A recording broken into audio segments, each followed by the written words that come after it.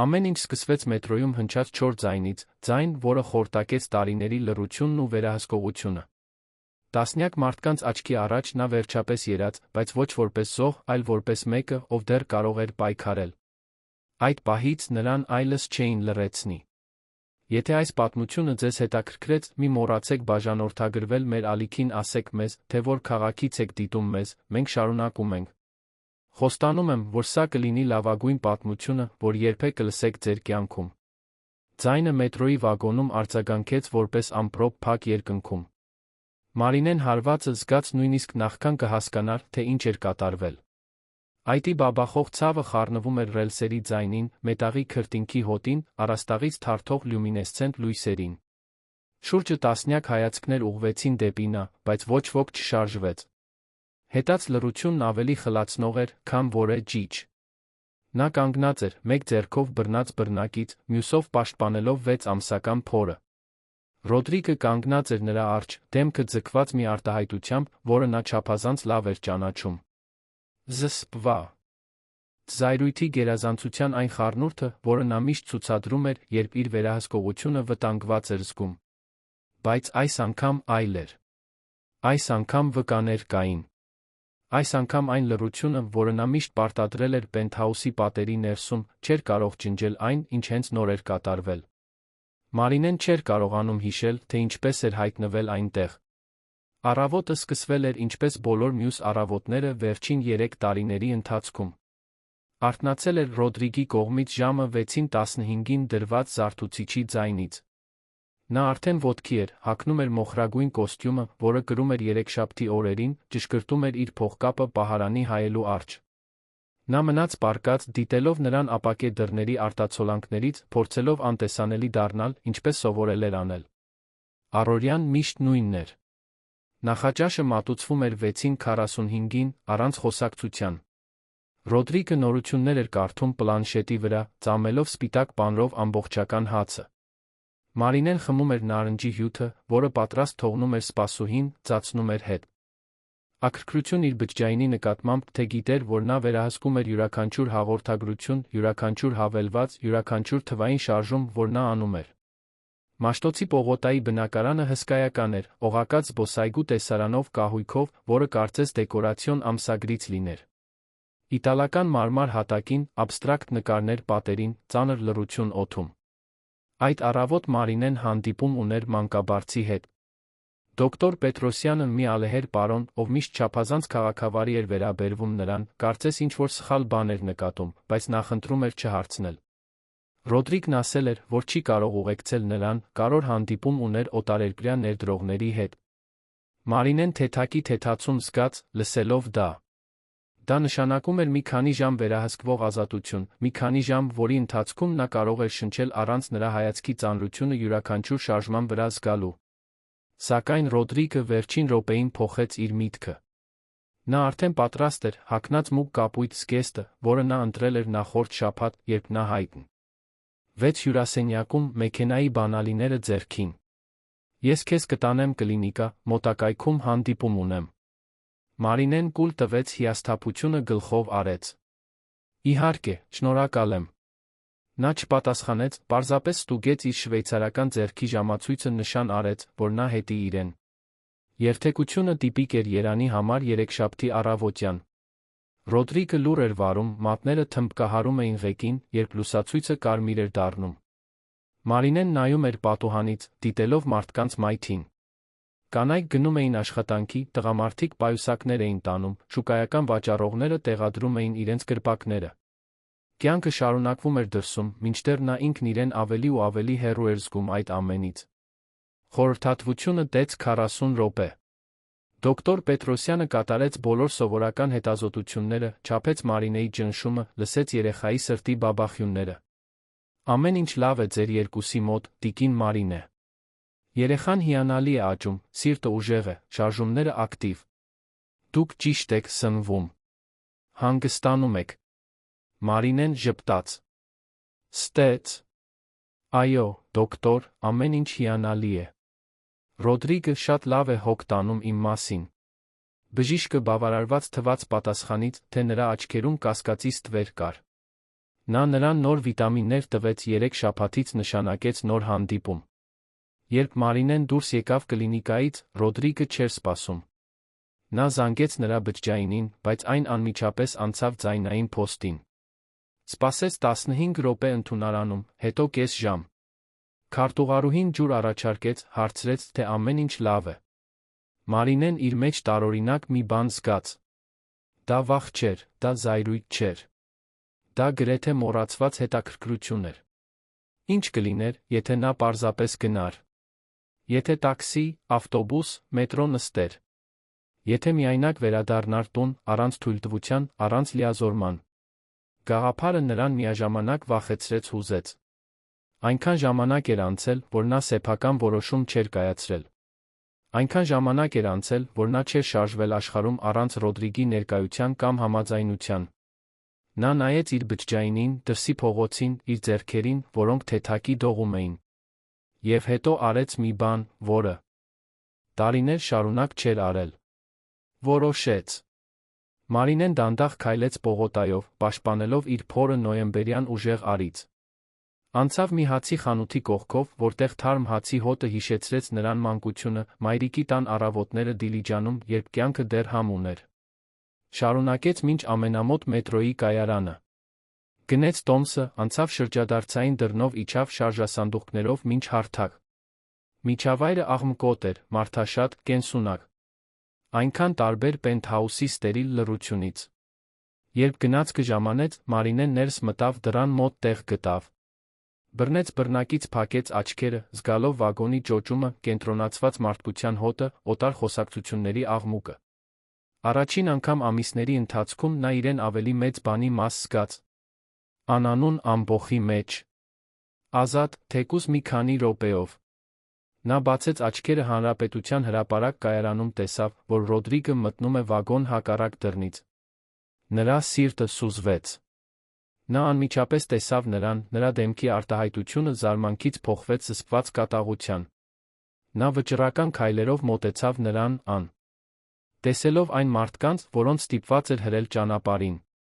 Մարինեն ցանկացավ անհետանալ։ Ցանկացավ, որ մետրոյի հատակը բացվի կուլ տա իրեն։ Ինչ ես անում այստեղ, նրա ձայնը ցածր էր, բայց կտրուկ։ Մարինեն փորձեց ժպտալ, փորձեց անփույթ թվալ։ Դու չհայտնվեցիր, ուստի որոշեցի միայնակ վերադառնալ։ Բժշկի մոտ էի, երեխայի մոտ ամեն ինչ լավ է։ Նա արագ խոսեց, փորձելով տարածությունը լցնել բառերով, նախքան նրա լռությունը կխեղդեր իրեն։ Բայց Ռոդրիգին չէր հետաքրքրում խորհրդատվության մասին նորությունները։ Նրա աչքերը կենտրոնացած էին նրա ձեռքի բջջայինի վրա։ Տուր ինձ դա։ Նա մեկնեց բաց ափը, ինչպես անհնազանդ երեխային հրաման տվողը։ Մարինեն վարանեց։ Ոչ, ինձ պետք է։ Ռոդրիգը մեկ քայլ առաջ արեց, ներխուժելով նրա տարածք։ Ես ասացի, որ 10 հեռախոսը, Մարինե։ Մի ստիպիր ինձ կրկնել։ Նա սեղմեց սարքը կրծքին, զգալով, որ երեխան շարժվում է իր ներսում, կարծես նույնպես բողոքում էր։ Շուրջբոլորի մարդիկ սկսեցին նկատել լարվածությունը։ Ոմանք շեղեցին հայացքը, մյուսները դիտում էին հիվանդագին հետաքրքրությամբ։ Հենց այդ ժամանակ Մարինեն տեսավ։ Ռոդրիգի բջջայինի էկրանը լուսավորվեց ծանուցմամբ։ Մի անուն, որը նա չէր ճանաչում։ Ջուլիա։ Հետում սրտի էմոջի հաղորդագրություն, որը նա չկարողացավ ամբողջությամբ կարդալ, նախքան նա սարքը գրպանը դրեց։ Բայց դա բավական էր։ Ո՞վ է Ջուլիան։ Հարցը դուրս եկավ, նախքան նա կկարողանար իրեն զսպել։ Ռոդրիգի դեմքը ամբողջությամբ փակվեց։ Քո գործը չէ։ Հիմա լռիր գնանք։ Մարինեն իր մեջ ինչ-որ բան կոտրվել զգաց։ Միգուցե դա ենթարկվածության վերջին շերտն էր։ Միգուցե դա արժանապատվությունն էր, որը նա կարծում էր, որ ընդմիշտ կորցրել էր։ Ես չեմ լռի։ Ո՞վ է նա, Ռոդրիգ։ Դու դավաճանում ես ինձ։ Դու վերահսկում ես ինձ, մեկուսացնում ես ինձ, դեռ ուրիշ մեկն ունես։ Բառերը հիմա դուրս էին գալիս անվերահսկելի հոսքով, չափազանց բարձր վագոնի փակ միջավայրի համար։ Մարդիկ դադարեցին ծածնել, թե չեն տեսնում։ Հիմա բոլորը նայում էին։ Ռոդրիգը մեկ քայլ արեց, նրա դեմքը նրա դեմքից սանտիմետրեր հեռավորության վրա։ Ես ասացի քեզ լռել։ Նրա ձայնը մռնչյուն էր։ Մարինեն բացեց բերանը պատասխանելու համար, հենց այդ ժամանակ կատարվեց դա։ Նր. Աձեռքը արագ բարձրացավ ուժեղ հարվածեց նրա դեմքին, բավականաչափ ուժով, որպեսզի նրա գլուխը շրջվի կողքի։ Ձայնը արձագանքեց։ Լռությունը իջավ։ Մարինեն դիպավ այրվող այտին, աչքերը լցված էին ոչ թե ցավից, այլ շոկից։ Ռոդրիգը երբեք նախկինում այդքան հեռու չէր գնացել։ Երբեք ուրիշ մարդկանց աչքի առաջ։ Միշտ եղել էր հաշվարկված, վերահսկվող, զգույշ, որպեսզի տեսանելի հետքեր չթողներ։ Բայց այնտեղ, մետրոյի այդ մարդաշատ վագոնում, տասնյակ վկաների առջ, նա կորցրել էր վերահսկողությունը։ Եվ հենց այդ պահին ամեն ինչ փոխվեց։ Երկաթուղային ոստիկանության համազգեստով մի մարդ մոտեցավ, ճանապարհ բացելով ուղորների միջով։ Պարոն, դուք հենց նոր հարվածեցիք այս կնոջը։ Խնդրում եմ, որ ինձ ուղեկցեք։ Ռոդրիգը փորձեց վերականգնել իր հանգստությունը, շտկելով իր կոստյումը։ Դա թյուրիմացություն էր, գործակալ։ Սա իմ կինն է, մենք պարզապես վիճում էինք։ Ոստիկանը նայեց Մարինեին, ով դեռ բռնած էր իր դեմքին։ Տիկին, ձեզ բժշկական օգնություն պետք է։ Դուք հղի եք։ Մարինեն նայեց ոստիկանին, Ռոդրիգին, բոլոր այդ դիտող մարդկանց։ Առաջին անգամ տարին է։ Լի ընթացքում ինչ-որ մեկը հարցնում էր, թե ինչ էր իրեն պետք։ Ինչ-որ մեկը տեսնում էր։ Այն լռությունը, որը միշտ պաշտպանել բանտարկել էր նրան, խախտվել էր։ Եվ բեկորները հավաքելու միջոց չկար։ Հիվանդանոցը հոտ էր գալիս ախտահանիչից կորցրած հույսից։ Մարինեն նստած էր շտապօգնության կուշետի վրա, դեմքին վիրակապ էր դնում մի բուժքույր, բարի աչքերով ամուր ձեռքերով։ Կինը ավելորդ հարցեր չէր տալիս, պարզապես լուռ աշխատում էր, ժամանակ առ ժամանակ առաջարկելով աննկատ ժպիտ, որն ավելին էր ասում, քան որը բառ կարող էր արտահայտել։ Մարինեն հայացքը հառել էր իր դիմացի սպիտակ պատին, փորձելով հասկանալ, թե ինչպես էր իր կյանքը փլուզվել րոպեների ընթացքում։ Ռոդրիգը մեկ այլ սենյակում էր, հարցաքննվում էր այն ոստիկանի կողմից, ով միջամտել էր մետրոյում։ Մարինեն չգիտեր, թե կոնկրետ ինչ էր կատարվում այնտեղ, ինչ ընթացակարգեր կային, ինչ էր լինելու հաջորդը։ Ամեն ինչ կարծես կատարվում էր իր շուրջը, մինչդեռ նա մնում էր անորոշ վիճակում, կարծես դիտում էր իր սեփական կյանքը մշուշված ապակու միջով։ Նրան զննող բժիշկը 50 տարեկան Սամ Որտկին էր, ալեհեր մազերը հավաքված խոպոպի մեջ արտահայտություն, որը խառնում էր պրոֆեսիոնալիզմը կարեկցանքի հետ։ Տիկին Մարինե, իմ անունը դոկտորա Սարգսյան է։ Ես որոշ հետազոտություններ կանեմ, համոզվելու համար, որ դուք, երեխան, լավ եք։ Դա կարող է ինվազիվ թվալ, բայց անհրաժեշտ է ամեն ինչ փաստաթղթավորել ձեր իսկ բարօրության համար։ Հասկանում եք։ Մարինեն մեխանիկորեն գլխով արեց։ Հասկանում էր։ Առաջին անգամ շատ բաներ էր հասկանում։ Մինչ դոկտորա Սարգսյանը կատարում էր հետազոտությունները, սենյակ մտավ մի հոգեբան։ Նա երիտասարդ էր, միգուցե 30-ից մի քիչ ավելի, կարմիր շրջանակով, ակնոցներով, մեղմ ձայնով։ Բար Մարինե, իմ անունը Անահիտ է։ Ես հիվանդանոցի հոգեբանն եմ, հատկապես աշխատում եմ ձեր նման դեպքերի հետ։ Կցանկանայի մի փոքր զրուցել, եթե ձեզ հարմար է։ Պարտադիր չէ հիմա, բայց երբ ցանկանաք, ես հասանելի կլինեմ։ Մարինեն նայեց նրան, ինչ-որ բան հոգեբանի կեցվածքում, հարգալից հեռավորություն պահելով, առանց նրա տարածք ներխուժելու, ստիպեց նրան զգալ մի բան, որը մոռացել էր։ Անվտանգություն։ Հետազոտություն։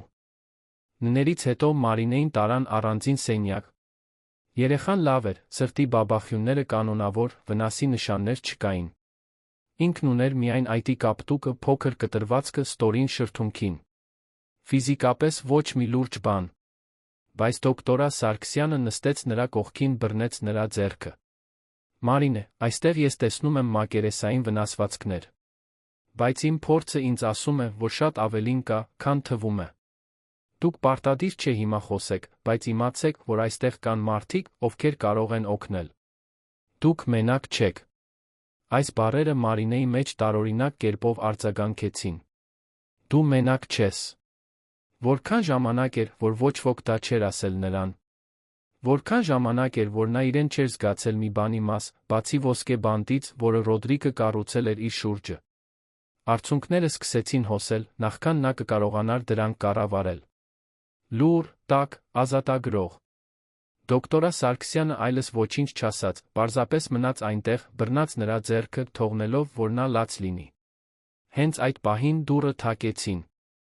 Մետրոյում միջամտած ոստիկանը զգուշորեն ներս մտավ, կարծես կոտրված ապակու վրա քայլ է։ Լիս։ Բարդ ձեզ, տիկին Մարինե։ Իմ անունը տեսուչ Արմեն Հովհաննիսյան է, քրեական ոստիկանությունից։ Կցանկանայի մի քանի հարց տալ, եթե դուք ձեզ լավ եք զգում։ Մարինեն ձեռքի ափով սրբեց արցունքները, գլխով արեց։ Նա քաշեց մի աթոռ, նստեց, պահպանելով հարգալից հեռավորություն, նոթատետրը բաց էր, բայց ձեռքերը ծալված դրա վրա։ Կարող եք ինձ պատմել, թե ինչ է կատարվել այսօր։ Առանց շտապելու, ձեր ժամանակին։ Մարինեն սկսեց խոսել, սկզբում դանդաղ, բառերի մեջ շփոթվելով։ Պատմեց բժշկական խորհրդատվության մասին, Ռոդրիգի չհայտնվելու մասին, մետրոյով միայնակ գնալու որոշման մասին։ Պատմեց անսպասելի հանդիպման, վիճաբանության, նրա բջջայինի անվան մասին։ Եվ հետո պատմեց ապտակի մասին։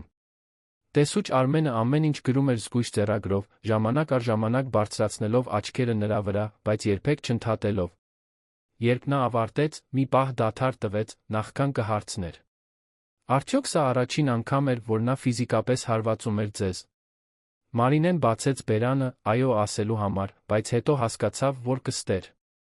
Ոչ, նա ցածրաձայն ասաց. Նա երբեք հա։ Իդպես չէր հարվածել ինձ, մարդկանց առջ։ Բայց տանը, նախկինում եղել է։ Տեսուչ Արմենը զարմանք չցուցադրեց։ Մոտավորապես քանի անգամ։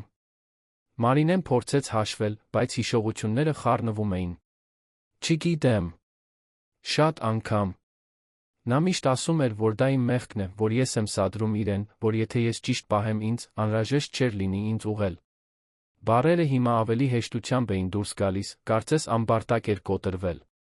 Մարինեն պատմեց վերահսկողության մասին, թե ինչպես էր Ռոդրիգը վերահսկում նրա յուրաքանչյուր շարժումը, յուրաքանչյուր խոսակցություն, յուրաքանչյուր ելք։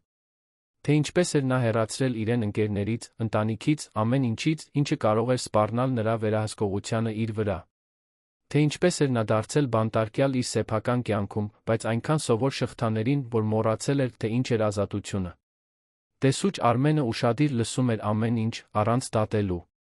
Երբ նա ավարտեց, փակեց նոթատետրը, ուղիղ նայեց նրան։ Մարինե, այսօր կատարվածը ընտանեկան բռնության դեպք էր։ Այն վկաների հետ, որոնք ունենք, ձեր վիճակը բավար։ Տարեր կան հետաքննությունը շարունակելու համար։ Բայց ես պետք է, որ դուք հասկանաք մի բան։ Սրա մեջ ոչ մի բան ձեր մեղքը չէ։ Ոչինչ, որ նա արել է, ձեր կողմից սադրված չի եղել։ Նա է միակ պատասխանատուն իր արարքների համար։ Մարինեն ցանկանում էր հավատալ այդ բառերին, բայց տարիների պայմանականությունները չեն անհետանում մի գեղեցիկ նախադասությունով։ Իսկ հիմա, ինչ է լինելու։ Տեսուչ Արմենը բացատրեց ընթացակարգերը։ Ռոդրիգը ժամանակավորապես կկալանավորվեր ցուցմունք տալու համար։ Կհարուցվեր քրեական գործ։ Մարինեն կունենար պաշտպանական միջոցների հասանելիություն, եթե ցանկանար։ Կային ապաստարաններ, հոգեբանական օգնություն, իրավական աջակցություն։ Այս ամենը հասանելի էր նրա համար։ Բայց առաջ շարժվելու որոշումը պետք է լիներ նրանը։ Մարինեն զգաց այդ պատասխանատվության ծանրությունը։ Որոշել։ Ընտրել։ Գործել։ Բայեր, որոնք ջնջվել էին նրա բառապաշարից։ Ինձ ժամանակ է պետք, նա ասաց։ Ես պետք է մտածեմ։ Տեսուչ Արմենը գլխով արեց։ Իհարկե։ Բայց դուք չեք կարող նրա հետ տուն վերադառնալ, առայժմ ոչ։ Դուք ունեք մեկին, ում մոտ կարող եք մնալ։ Ընտանիք, ընկերներ։ Մարինեն մտածեց իր մայրիկի, տիկին Սիրանուշի մասին, ով ապրում էր Դիլիջանում։ Ավելի քան 1 տարի էր, որ նրան անձամբ չէր տեսել։ Ռոդրիգը միշտ պատճառներ էր գտնում, որ նա չգնա, ժամանակի ընթացքում Մարինեն դադարել էր պնդել։ Ես ունեմ մայրիկիս, նա ասաց։ Ապրում է Դիլիջանում։ Տեսուչ Արմենը նշում կատարեց։ Ես կապահովեմ ձեզ անվտանգ տրանսպորտ մինչ այնտեղ, եթե դա ձեր ցանկությունն է։ Եվ կապ կպահպանեմ տեղական ոստիկանության հետ, ձեր անվտանգությունը ապահովելու համար։ Մարինեն երախտագիտության ալիք զգաց, խառնված վախի հետ։ Ռոդրիգը թույլ չի տա, որ ես պարզապես գնամ։ Նա կփորձի ինձ կանգնեցնել։ Տեսուչը նայեց նրան ամուր։ Նա այլս այդ ուժը չունի ձեր վրա, Մարինե։ Այսուհետ օրենքը ձեր կողմն է։ Բայց օրենքները վերացական էին, իսկ Ռոդրիգը շատ կոնկրետ էր։ Մարինեն գիտեր նրա կարողությունը մանիպուլացնել իրավիճակները, օգտագործել իր կապերը, իր փողերը, իր ազդեցությունը ստանալու համար այն, ինչ ուզում էր։ Նա հարգված գործարար էր, շինարարական ընկերության սեփականատեր, որը կառուցել էր Երանի ամենակարևոր շենքերից մի քանիսը։ Ուներ հզոր ընկերներ, թանկարժեք փաստաբաններ, անթերի հեղինակություն աշխարհի աչքերում։ Ով կհավատար նրան, նրա դեմ։ Կարծես կարդալով նրա մտքերը, տեսուչ Արմենը թեթակի առաջ թեքվեց։ Ես գիտեմ, թե ինչ եք մտածում։ Ես գիտեմ, որ նա ունի ռեսուրսներ, ազդեցություն։ Բայց ես նա փորձ ունեմ նման դեպքերի հետ։ Եվ կարող եմ երաշխավորել, որ արդարադատությունը, երբ լավ գործիքավորված է, փողից չի տպավորվում։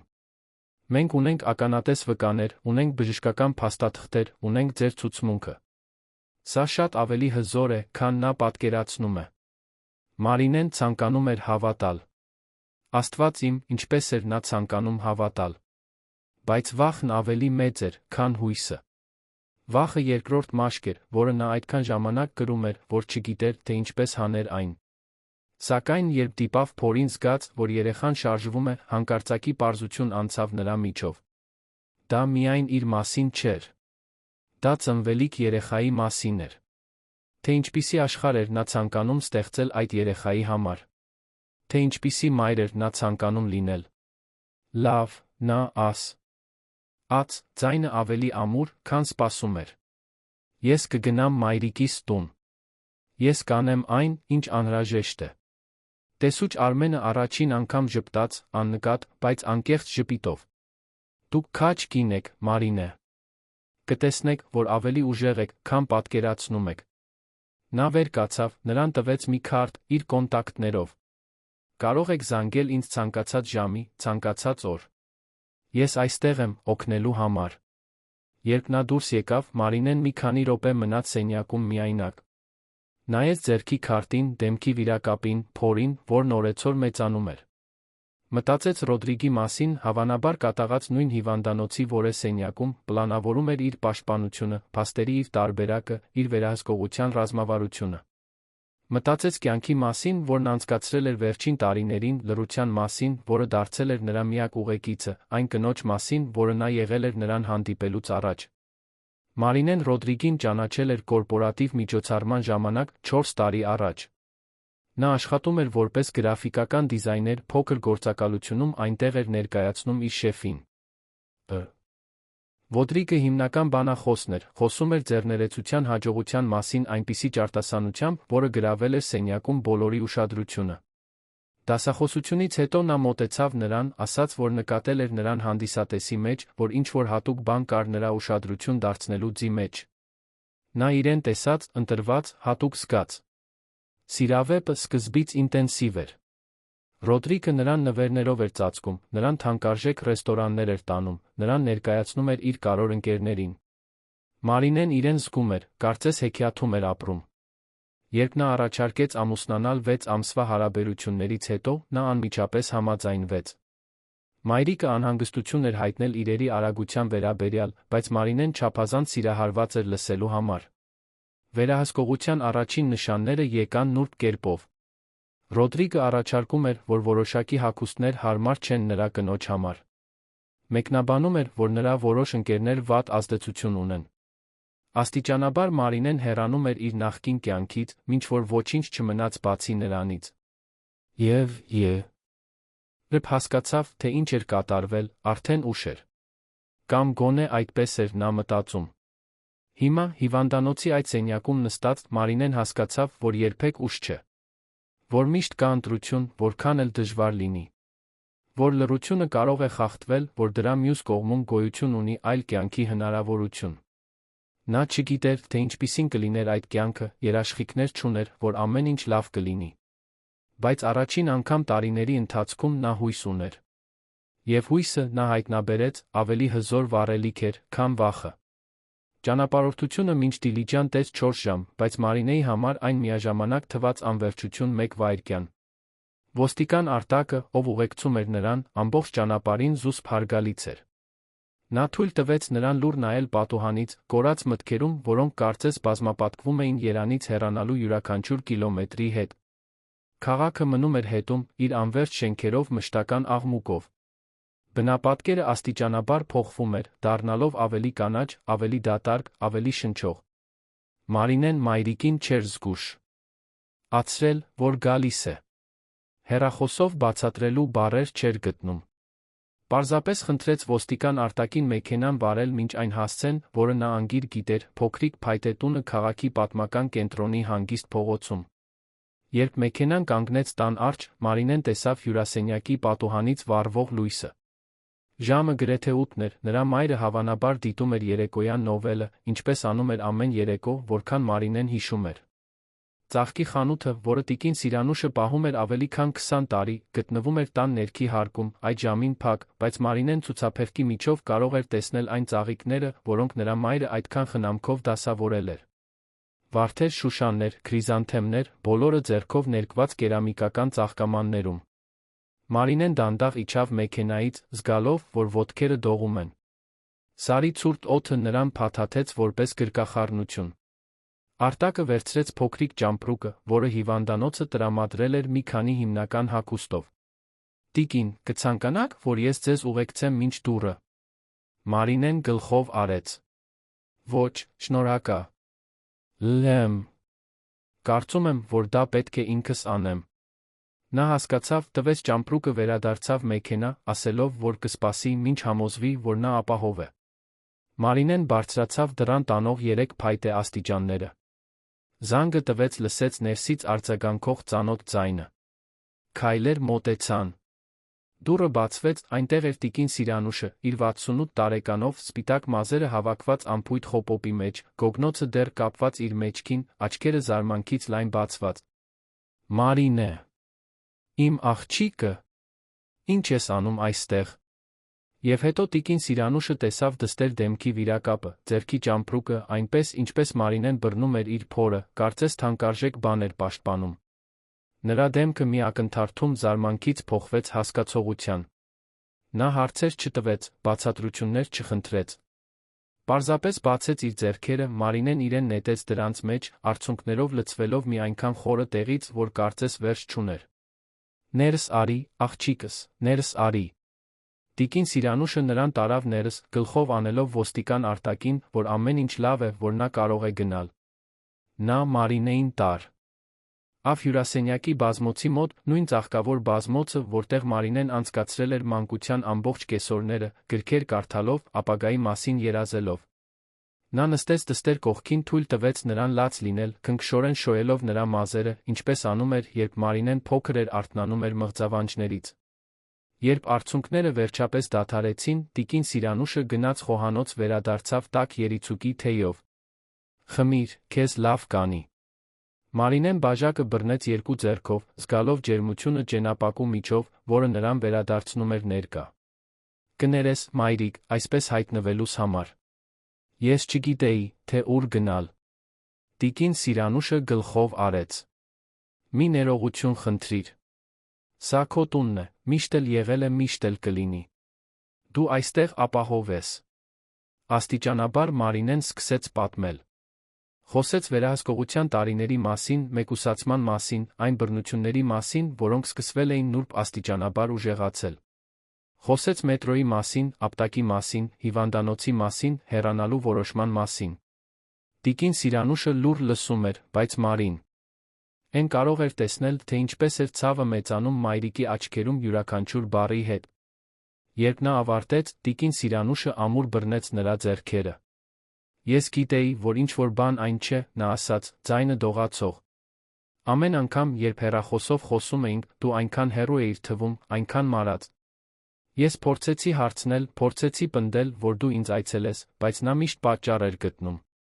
Ես պետք է ավելին անեի, պետք է գայի քեզ մոտ։ Մարինեն սեղմեց մոր ձեռքերը։ Դա ձեր մեղքը չէր, մայրիկ։ Ես ամեն ինչ շատ լավ էի թաքցնում։ Նույնիսկ ինքս ինձնից էի թաքցնում։ Տիկին Սիրանուշը դստերն իր մոտ քաշեց մեկ այլ գրկախառնության համար, այս մեկը ավելի երկար, ավելի ամուր։ Հիմա դու այստեղ ես, մենք կհոգանք քո մասին։ Դու իմ թոռնիկը։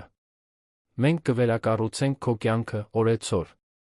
Մարինեն գլխով արեց մայրիկի ուսին, առաջին անգամ երկար ժամանակ զգալով, որ միգուցե դա իսկապես հնարավոր է։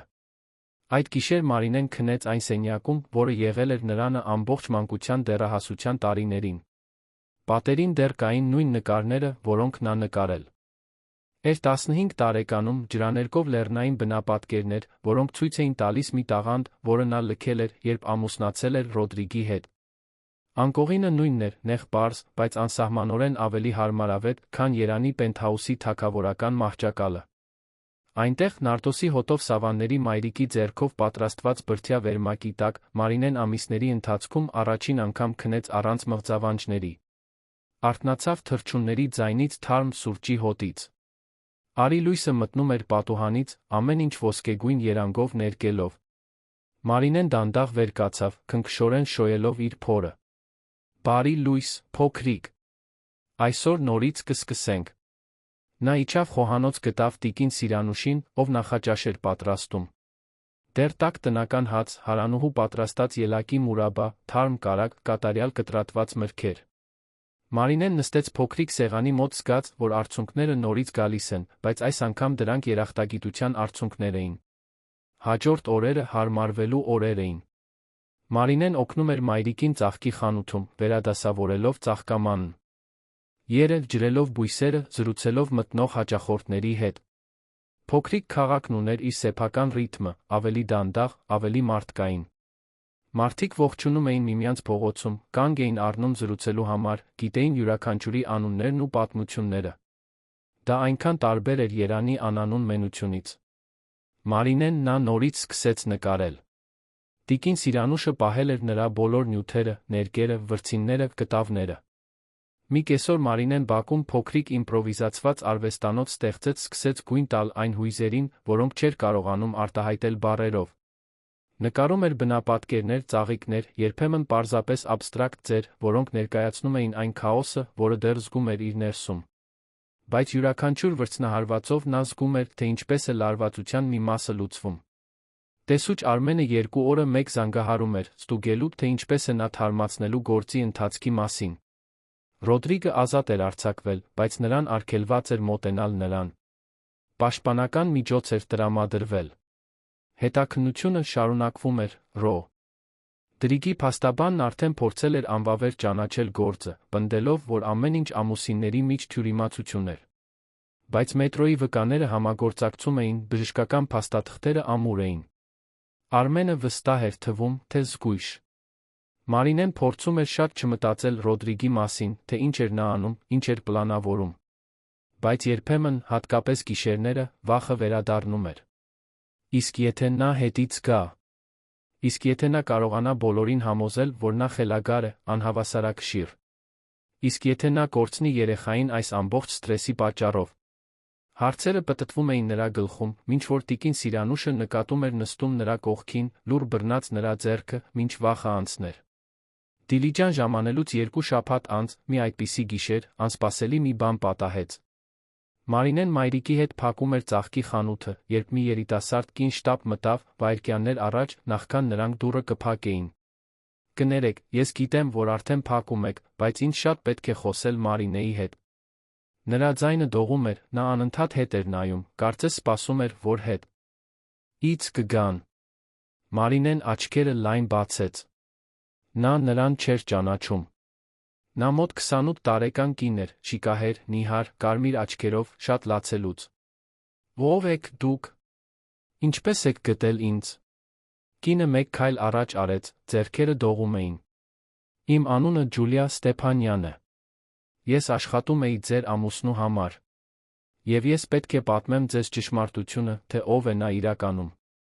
Անունը Մարինեի գլխում արձագանքեց։ Ջուլիա։ Այն անունը, որը նա տեսել էր Ռոդրիգի բջջայինում մետրոյում։ Այն անունը, որը պայթեցրել էր այն վիճաբանությունը, որը ամեն ինչ փոխեց։ Մարինեն զգաց, որ ոտքերը թուլանում են, տիկին Սիրանուշը արագ քաշեց մի աթոռ, որ նա նստի։ Ջուլիան մնաց կանգնած նյարդային, դեռ նայելով դռանը, կարծես սպասում էր, որ ինչ-որ մեկը կհայտնվի ցանկացած պահի։ «Ինչ եք ուզում ինձնից», Մարինեն հարցրեց, փորձելով ձայնը կայուն պահել։ Ջուլիան կուլ տվեց պայուսակից հանեց մեծ ծրար։ «Ես եկել եմ սա ձեզ տալու։ Եվ պատմելու բաներ, որոնք դուք պետք է իմանաք։ Բայց նախքան այդ, պետք է հասկանաք։ Ես չգիտեի, որ նա ամուսնացած է, երբ մենք սկսեցինք։ Նա ինձ ասա, որ բաժանված է, որ դուք հոգեբանական խնդիրներ ունեք, որ ամուսնությունը միայն թղթի վրա է։ Ես հավատացի նրան։ Եվ երբ բացահայտեցի ճշմարտությունը, արդեն ուշ էր։ Ես արդեն ներգրավված էի բաների մեջ, որոնցից չեմ կարող միայնակ դուրս գալ»։ Մարինեն դողացող ձեռքերով վերցրեց ծրարը։ «Ինչ է սա»։ Ջուլիան խորը շունչ քաշեց, նախքան կպատասխաներ։ «Սրանք փաստաթղթեր են։ Կեղծ պայմանագրեր, կեղծված հաշիվ ապրանքագրեր, բանկային փոխանցումներ ուրվական հաշիվներին։ Ռոդրիգը պարզապես հաջողակ գործարար չէ, Մարինե։ Նա ներգրավված է փողերի լվացման, հանրային աշխատանքների գերագնահատման կաշառքների մեջ։ Եվ նա ինձ օգտագործեց այս ամենը անելու համար։ Ամեն ինչ դրեց իմ անունով, իմ կեղծ ընկերության անունով։ Եթե նա ընկնի, ես էլ կընկնեմ։ Բայց ես այլս չեմ կարող ապրել դրա հետ։ Ես չեմ կարող թույլ տալ, որ նա շարունակի կործանել կյանքեր»։ Մարինեն բացեց ծրարը, տեսավ տասնյակ թղթեր, աղյուսակներ, բանկային քաղվածքներ։ Նա ամբողջությամբ չէր հասկանում, թե ինչ էր տեսնում, բայց հասկանում էր լրջությունը։ Տիկին Սիրանուշը մոտեցավ, նայեց դստեր ուսի վրայից։ «Աստված իմ», նա շշնջաց։ Ջուլիան շարունակեց խոսել, բառերը դուրս էին գալիս շտապ հոսքով։ «Նա ինձ սպառնաց։ Ասաց, որ եթե ես որե մեկին ինչ-որ բան պատմեմ, կկործանի ինձ։ Ասաց, որ կապեր ունի, որ կարող է անել այնպես, որ ես անհետանամ։ Բայց երբ իմացավ, թե ինչ արեց նա ձեզ հետ մետրոյում, երբ տեսա լուրերում, հասկացավ, որ նա ունակ է ամեն ինչի։ Եվ եթե ես հիմա ինչ-որ բան չանեմ, ավելի շատ մարդիկ կվնասվեն»։ Մարինեն նայեց այդ կնոջը, այդ անծանոթին, ով ինչ-որ կերպ դարձել էր անսպասելի դաշնակից։ Ջուլիան նույնպես Ռոդրիգի զոհն էր, միայն թե այլ կերպ։ Նա օգտագործել էր իր հմայքը, խոստումները, մանիպուլյացիան նրան իր սխեմաների մեջ ներգրավելու համար։ Եվ հիմա նա վճարում էր գինը։ «Ինչու ես ինձ սա պատմում։ Ինչու անմիջապես ոստիկանություն չգնացիր։ Որովհետև առանց ձեզ, ապացույցները չունեն ամբողջական համատեքստ», պատասխանեց Ջուլիան։ «Որովհետև դուք նրա օրինական կինն եք, ունեք տեղեկություններ, որոնք ես չունեմ։ Եվ որովհետև», Մարինեն աչքերը սեղմեց, կարծես փորձում էր չլացել, «որովհետև կարծում եմ, որ դուք միակ մարդն եք, ով կարող է հասկանալ, թե ինչ է նշանակում լինել նրա վերահսկողության տակ, քաջություն գտնել դուրս գալու համար»։ Մարինեն տարօրինակ կապ զգաց այդ կնոջ հետ։ Նրանք տարբեր էին, տարբեր վայրերից էին եկել, բայց կիսում էին նույն տղամարդու կողմից մանիպուլացվելու փորձը։ «Դուք էլ պետք է գնաք ոստիկանություն», ասաց Մարինեն։ «Միայնակ, այս ապացույցները կարող են բավարար չլինել։ Բայց եթե դուք ցուցմունք տաք, եթե պատմեք ձեր պատմությունը, միգուցե մենք կարողանանք նրան ընդմիշտ կանգնեցնել»։ Ջուլիան գլխով արեց, սրբելով արցունքները։ «Ես գիտեմ։ Ես վախենում եմ, բայց կանեմ։ Պարզապես պետք էր ձեզ նախ տեսնել, սա ձեզ տալ։ Մնացածը, ես կանեմ»։ Տիկին Սիրանուշը առաջին անգամ խոսեց։ «Դուք ապահով եք։ Նա գիտի, որ դուք այստեղ եք եկել»։ Ջուլիան գլխով արեց։ «Չեմ կարծում, որ գիտի։ Մեքենան փոխեցի, այլընտրանքային ճանապարհներով եկա։ Բայց չեմ կարող երկար մնալ։ Նա շատ տեղերում աչքեր ունի»։ Մարինեն վեր կացավ, ինքն իրեն զարմացնելով, գրկեց Ջուլիային։ «Շնորհակալ եմ ձեր քաջության համար»։ Ջուլիան պատասխանեց գրկախառնությանը, հետո արագ հեռացավ։ «Հոգ տար քո երեխայի մասին, Մարինե։ Եվ մի թույլ տուր, որ նա ստիպի քեզ հավատալ, որ դու թույլ ես։ Դու շատ ավելի ուժեղ ես, քան նա երբեք կլինի»։ Այս բառերով Ջուլիան դուրս եկավ դռնից, անհետացավ Դիլիջանի գիշերում։ Մարինեն տիկին Սիրանուշը մի քանի րոպե կանգնած մնացին ծաղկի խանութում, Ջուլիայի հեռանալուց հետո, նայելով ծրարին, կարծես այն պայթելու պատրաստ ռումբ լիներ։ Ինչ-որ իմաստով, հենց այդպես էլ կար։ Ներսում եղած տեղեկատվությունը կարող էր ամբողջությամբ կործանել Ռոդրիգի հանրային իմիջը, բայց նա վտանգի տակ էր դնում Մարինեին Ջուլիային։ Հզոր տղամարդիկ առանց պայքարի չեն ընկնում, իսկ Ռոդրիգը անողոք մարտիկ էր։ Մենք պետք է զանգենք տեսուչ Արմենին, ասաց տիկին Սիրանուշը, ձայնը ամուր, չնայած նրա աչքերում տեսանելի վախին։ Մարինեն համաձայնվեց։ Նրանք փակեցին ծաղկի խանութը, բարձրացան տուն։ Մարինեն հավաքեց այն համարը, որն արդեն անգիր գիտեր։ Արմենը պատասխանեց երրորդ զանգից, նրա ձայնը զգոն էր թվում, թե գրեթե 10 էր երեկոյան։ Մարինե։ Ամեն ինչ լավ է։ Նա խորը շունչ քաշեց։ Արմեն, ինչ-որ բան պատա։ Հեց։ Մի կին, Ջուլիա Ստեփանյան անունով, եկավ ինձ մոտ։ Նա փաստաթղթեր բերեց, շատ փաստաթղթեր։ Կարծում եմ, որ դուք պետք է տեսնեք դա։ Գծի մյուս կողմում դադար եղավ։ Ջուլիա Ստեփանյան, նա կրկնեց, Մարինեն կարող էր լսել թղթի շոշափման ձայնը։ Այդ անունը հայտնվեց մեր հետաքննության մեջ։ Նա նշված է որպես Ռոդրիգի ընկերություններից մեկի գործադիր տնօրեն։ Մարինեն նայեց ծրարին։ Նա ասաց, որ ամեն ինչ կեղծ է, որ նա օգտագործել է իրեն փողեր լվանալու կեղծ պայմանագրեր կնքելու համար։ Նա ինձ բերեց ապացույցները։ Արմենը ցածր սուլեց։ Սա ամեն ինչ փոխում է, Մարինե։ Եթե այն, ինչ նա ասում է, ճիշտ է, մենք այլս խոսում ենք ոչ միայն ընտանեկան բռնության մասին։ Մենք խոսում ենք փողերի լվացման, գերագնահատման, հավանաբար կաշառքի մասին։ Սա դաշնային իրավասություն է։ Մարինեն թեթացման սարսափի խառնուրդ զգաց։ Ուրեմն դուք կարող եք նրան ձերբակալել։ Կարող եք անել այնպես, որ նա վճարի ամեն ինչի համար։ Արմենը վարանեց, նախքան կպատասխաներ։ Ես կարող եմ ավելի լայնածավալ հետաքննություն սկսել, այո։ Բայց ինձ պետք են բնօրինակ ապա։ Ցույցները, Ջուլիայի ցուցմունքը։ Նա պատրաստ է ցուցմունք տալ։ Մարինեն մտածեց Ջուլիայի աչքերում եղած վախի, բայց նա վճռականության մասին։ Նա ասաց, որ այո։ Նա վախենում է, բայց կանի։ Հիանալի, պատասխանեց Արմենը։ Վաղը առավոտյան ինչ-որ մեկին կուղարկեմ փաստաթղթերը վերցնելու։ Եվ Մարինե, ձեզ երկուսիդ պաշտպանություն է պետք։ Եթե Ռոդրիգը իմանա, որ Ջուլիան իր մասին տեղեկություններ է արտահոսել, նա ամեն ինչ կանի նրան լռեցնելու համար։ Եվ քանի որ դուք հիմա ներգրավված եք, դուք նույնպես վտանգի տակ եք։ Մարինեն սարսուռ զգաց իր ողնաշարով։ Տիկին Սիրանուշը, ով ամեն ինչ լսում էր, մոտեցավ բռնեց դստեր ձեռքը։ Ինչ եք առաջարկում։ Մարինեն հարցրեց։ Արմենը հոգոց հանեց։ Իդեալում, դուք պետք է գնաք անվտանգ տուն, դուք, ձեր մայրը։ Առնվազն մինչ մենք կարողանանք ձերբակալել Ռոդրիգին համոզվել, որ անմիջական վտանգ չկա։ Մարինեն նայեց այն տան շուրջը, որտեղ մեծացել էր, մայրիկին, ով առանց վարանելու բացել էր դռները։ Ես չեմ ուզում մայրիկիս վտանգի տակ դնել իմ պատճառով։ Այն, ինչ արել եմ, արդեն բավական է։ Տիկինս։ Իրանուշը ամուր սեղմեց նրա ձեռքը։ Մարինե, դու ոչինչ սխալ չես արել։ Նա է վնասողը։ Եվ ես չեմ թողնի, որ դու դրան միայնակ դիմակայես։ Եթե պետք է գնանք անվտանգ տեղ, միասին կգնանք։ Մարինեն զգաց, որ աչքերը լցվում են։ Շնորհակալ եմ, մայրիկ։ Արմենը շարունակեց. Ես կկազմակերպեմ։ Առայժմ փակեք բոլոր դռներն ու պատուհանները։ Մի բացեք անծանոթներին։ Ես կապահովեմ, որ գիշերը պարեկային մեքենա պարեկի տարածքում։ Վաղը առավոտյան թիմը կժամանի այնտեղ։ Անջատելուց հետո Մարինեն տիկին Սիրանուշը ստուգեցին բոլոր կողպեքները։ Տունը, որը միշտ եղել էր ապաստան, հիմա խոցելի էր թվում։ Փողոցի յուրաքանչյուր աղմուկ ստիպում էր երկուսին էլ սարսափել։ Մարինեն թեյ պատրաստեց, մինչ մայրը փակում էր վարագույրները։ Նրանք նստեցին խոհանոցում, Ջուլիայի ծրարը սեղանին նրանց միջ։ Մարինեն նորից բացեց այն, այս անգամ ավելի ուշադիր ուսումնասիրելով փաստաթղթերը։ Կային շինարարական պայմանագրեր, անհեթեթորեն ուռճացված արժեքներով։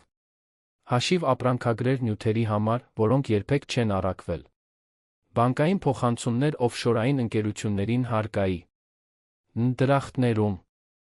Աղյուսակներ, որոնք մանրամասնում էին պետական ծառայողներին, քաղաքական գործիչներին, շինարարական տեսուչներին վճարված կաշառքները։ Դա բարդ մանրակրկիտ կազմակերպված սխեմա էր։ Ռոդրիգը ոչ միայն բռնարար էր, այլ սպիտակ օձիքավոր հանցագործ, ով կայսրություն էր կառուցել ստերի կոռուպցիայի վրա։ Ինչպես կարող էի այդքան կույր լինել, շշնջաց Մարինեն։ Տիկին Սիրանուշը գլխով արեց։ Դու կույր չէիր, աղջիկս։ Քեզ խաբել էր մեկը, ով խաբելու վարպետ է։ Նա կառուցել էր անթերի հանրային անձնավորություն, հենց թաքցնելու համար, թե ով է նա իրականում։ Մարինեն մտածեց բոլոր բարեգործական երեկույթների մասին, որոնք Ռոդրիգը կազմակերպում էր, հանրային նվիրատվությունների մասին, բիզնես էթիկայի մասին, ելույթների մասին։ Ամեն ինչ մանրակրկիտ կառուցված դիմակի մաս էր։ Այդ գիշեր երկար էր։ Մարինեն հազիվ թե կարողացավ քնել, յուրաքանչյուր ձայն սարսափեցնում էր նրան։ Երեխան անհանգիստ շարժվում էր իր ներսում, կարծես զգում էր մոր լարվածությունը։ Մարինեն քնքշորեն շոյում էր իր փորը, մխիթարական բառեր շշնջալով։ Ամեն ինչ լավ կլինի։ Փոքրիկ։ Մայրիկը կապահովի, որ դու ապահով մեծանաս հեռու այս ամենից։ Տիկին Սիրանուշը պնդել էր քնել հյուրասենյակի բազմոցին, ասելով, որ ուզում է մոտ մնալ դռանը։ Երկու կանայք արթուն մնացին գիշերվա մեծ մասը, միավորված վախով, բայց նա միմյանց պաշտպանելու վճռականությամբ։ Արշալույսին մի աննկատ վան կանգնեց տան առջ։ Երկու քաղաքացիական հագուստով ոստիկան իջան, ուղեկցությամբ տեսուչ Արմենի։ Մարինեն բացեց դուռը հսկայական թեթացում զգաց, տեսնելով նրա ծանոթ դեմքը։ Նա ներս մտավ լուրջ, բայց մխիթարող արտահայտությամբ։ Բարի լույս, Մարինե, տիկին Սիրանուշ։ Ես ուժեղացումներ բերեցի։ Նա ժեստ արեց երկու ոստիկաններին։ Սրանք գործակալներն Արեն Գորգն են։ Նրանք պատասխանատու կլինեն ձեր անվտանգության համար։ Մարինեն ողջունեց երկուսին, բոլորին հրավիրեց ներս։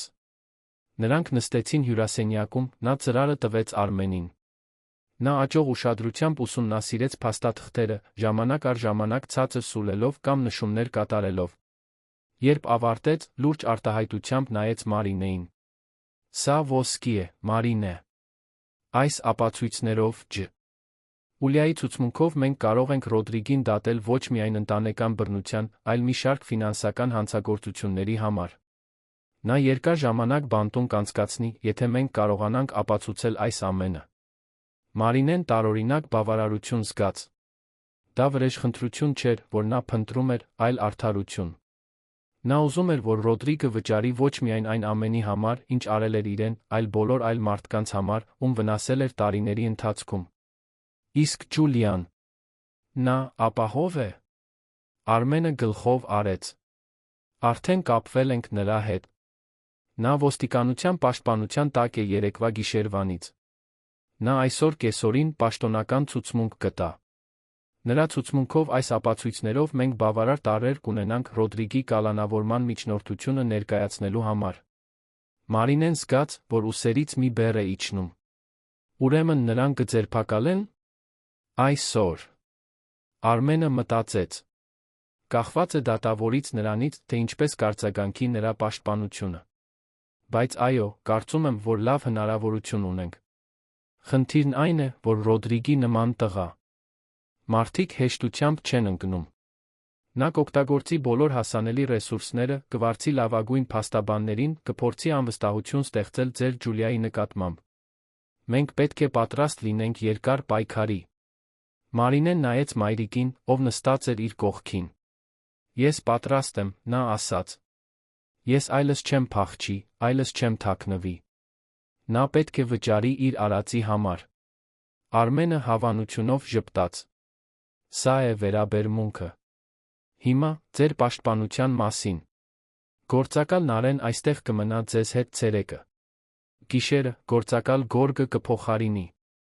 Ոչ ոք չի մտնի կամ դուրս չի գա առանց մեր թույլտվության։ Եթե նկատեք, որ է կասկածելի շարժում, որ է անսովոր բան, անմիջապես տեղեկացրեք ինձ։ Հաջորդ օրերը տարօրինակ էին։ Մարինեն ապահով էր, պաշտպանված, բայց նա նորից իրեն բանտարկյալ էր զգում, միայն թե այս անգամ իր իսկ բարօրության համար։ Նա չէր կարող տնից դուրս գալ առանց ուղեկցության։ Չէր կարող պատասխանել դռանը։ Փողոցով անցնող յուրաքանչյուր մեքենա կասկածանքով էր դիտվում։ Տիկին Սիրանուշը փորձում էր պահպանել նորմալությունը, պատրաստելով բույսերի։ Մասին հոգ տանելով Մարինեի հետ ապագայի պլանների մասին խոսելով։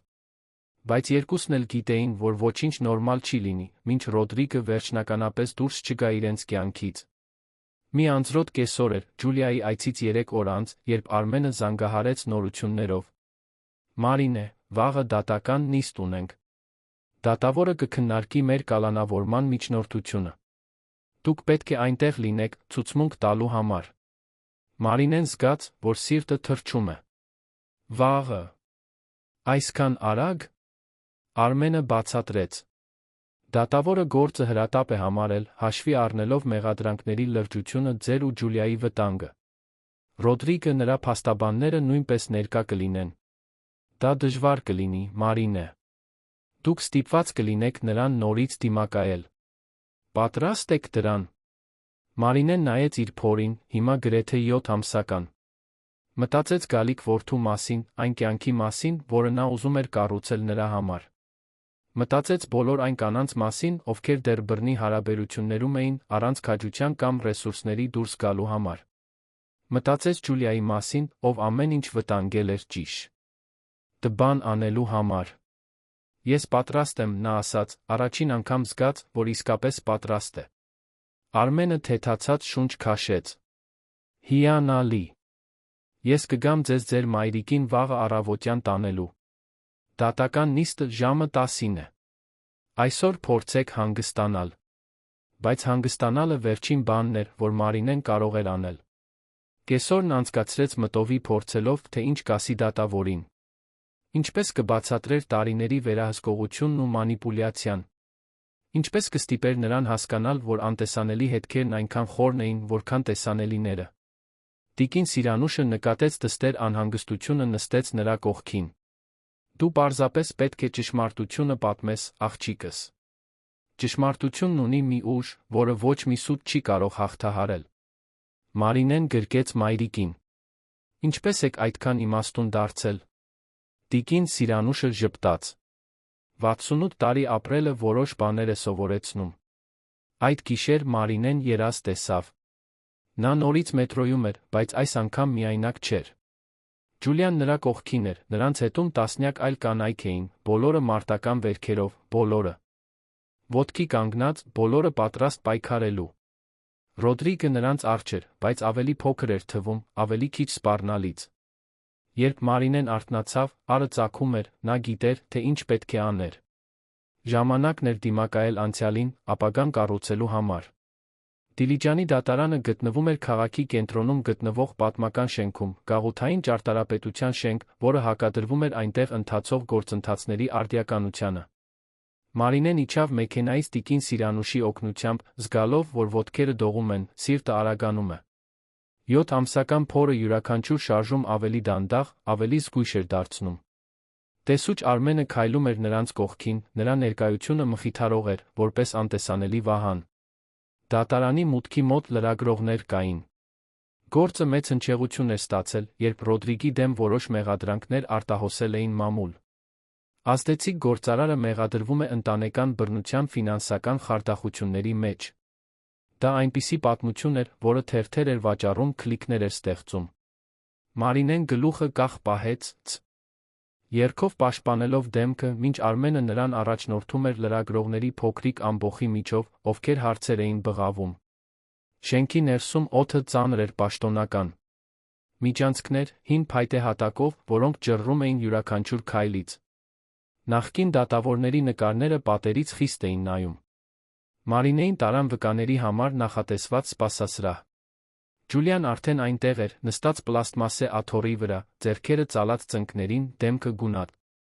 Երբ նա տեսավ Մարինեին, վեր կացավ, երկուսը կարճ գրկախառնվեցին, գրկախառնություն, որն ավելին էր փոխանցում, քան բառերը կարող էին արտահայտել։ Համերաշխություն։ Վախ։ Քաջություն։ Ինչպե՞ս ես, հարցրեց Մարինեն։ Ջուլիան թույլ ժպտաց։ Սարսափած։ Բայց վճռական։ Իսկ դու։ Մարինեն դիպավ իր փորին։ Նույնը։ Նրանք նստեցին կողք կողքի, տիկին Սիրանուշը Մարինեի մյուս կողմում։ 3 կանայք, յուրաքանչյուրը կրելով իր սեփական վերքերը, միավորված ընդհանուր նպատակով։ Արմենը սենյակ մտավ մի թղթապանակով, որը լի էր փաստաթղթերով։ Ես կբացատրեմ, թե ինչպես է գործելու։ Նախ կլինի մեղադրանքների ներկայացումը։ Հետո Ռոդրիգի պաշտպանական փաստաբանը կհայտարարի։ Այնուհետ ձեզ երկուսիդ կկանչեն ցուցմունք տալու։ Վերջում դատավորը կորոշի տրամադրել կամ չտրամադրել կալանավորման միջնորդությունը։ Մարինեն կուլ տվեց։ Իսկ եթե նա չտրամադրի, Արմենը չստեց։ Դա հնարավոր է։ Ռոդրիգը փող ունի, ազդեցություն, թանկարժեք փաստաբաններ։ Բայց մենք ունենք ամուր ապացույցներ, հուսալի վկաներ։ Ես հույս ունեմ, որ արդարությունը կհաղթի։ Մարինեն ցանկանում էր հավատալ, բայց տարիներ շարունակ Ռոդրիգի կողմից վերահսկվելը սովորեցրել էր, որ նա միշտ պլան ուներ, միշտ ելք ուներ։ Ջուլիան կարծես նույն բանն էր մտածում։ Նա կփորձի ինձ կործանել, նա ցածրաձայն ասաց։ Կասի, որ ես ստել եմ, որ փաստաթղթեր եմ կեղծել, որ ամեն ինչ արել եմ վրեժխնդրության կամ փողի համար։ Արմենը ամուր նայեց նրան։ Թող փորձի։ Ճշմարտությունը մեր կողմն է։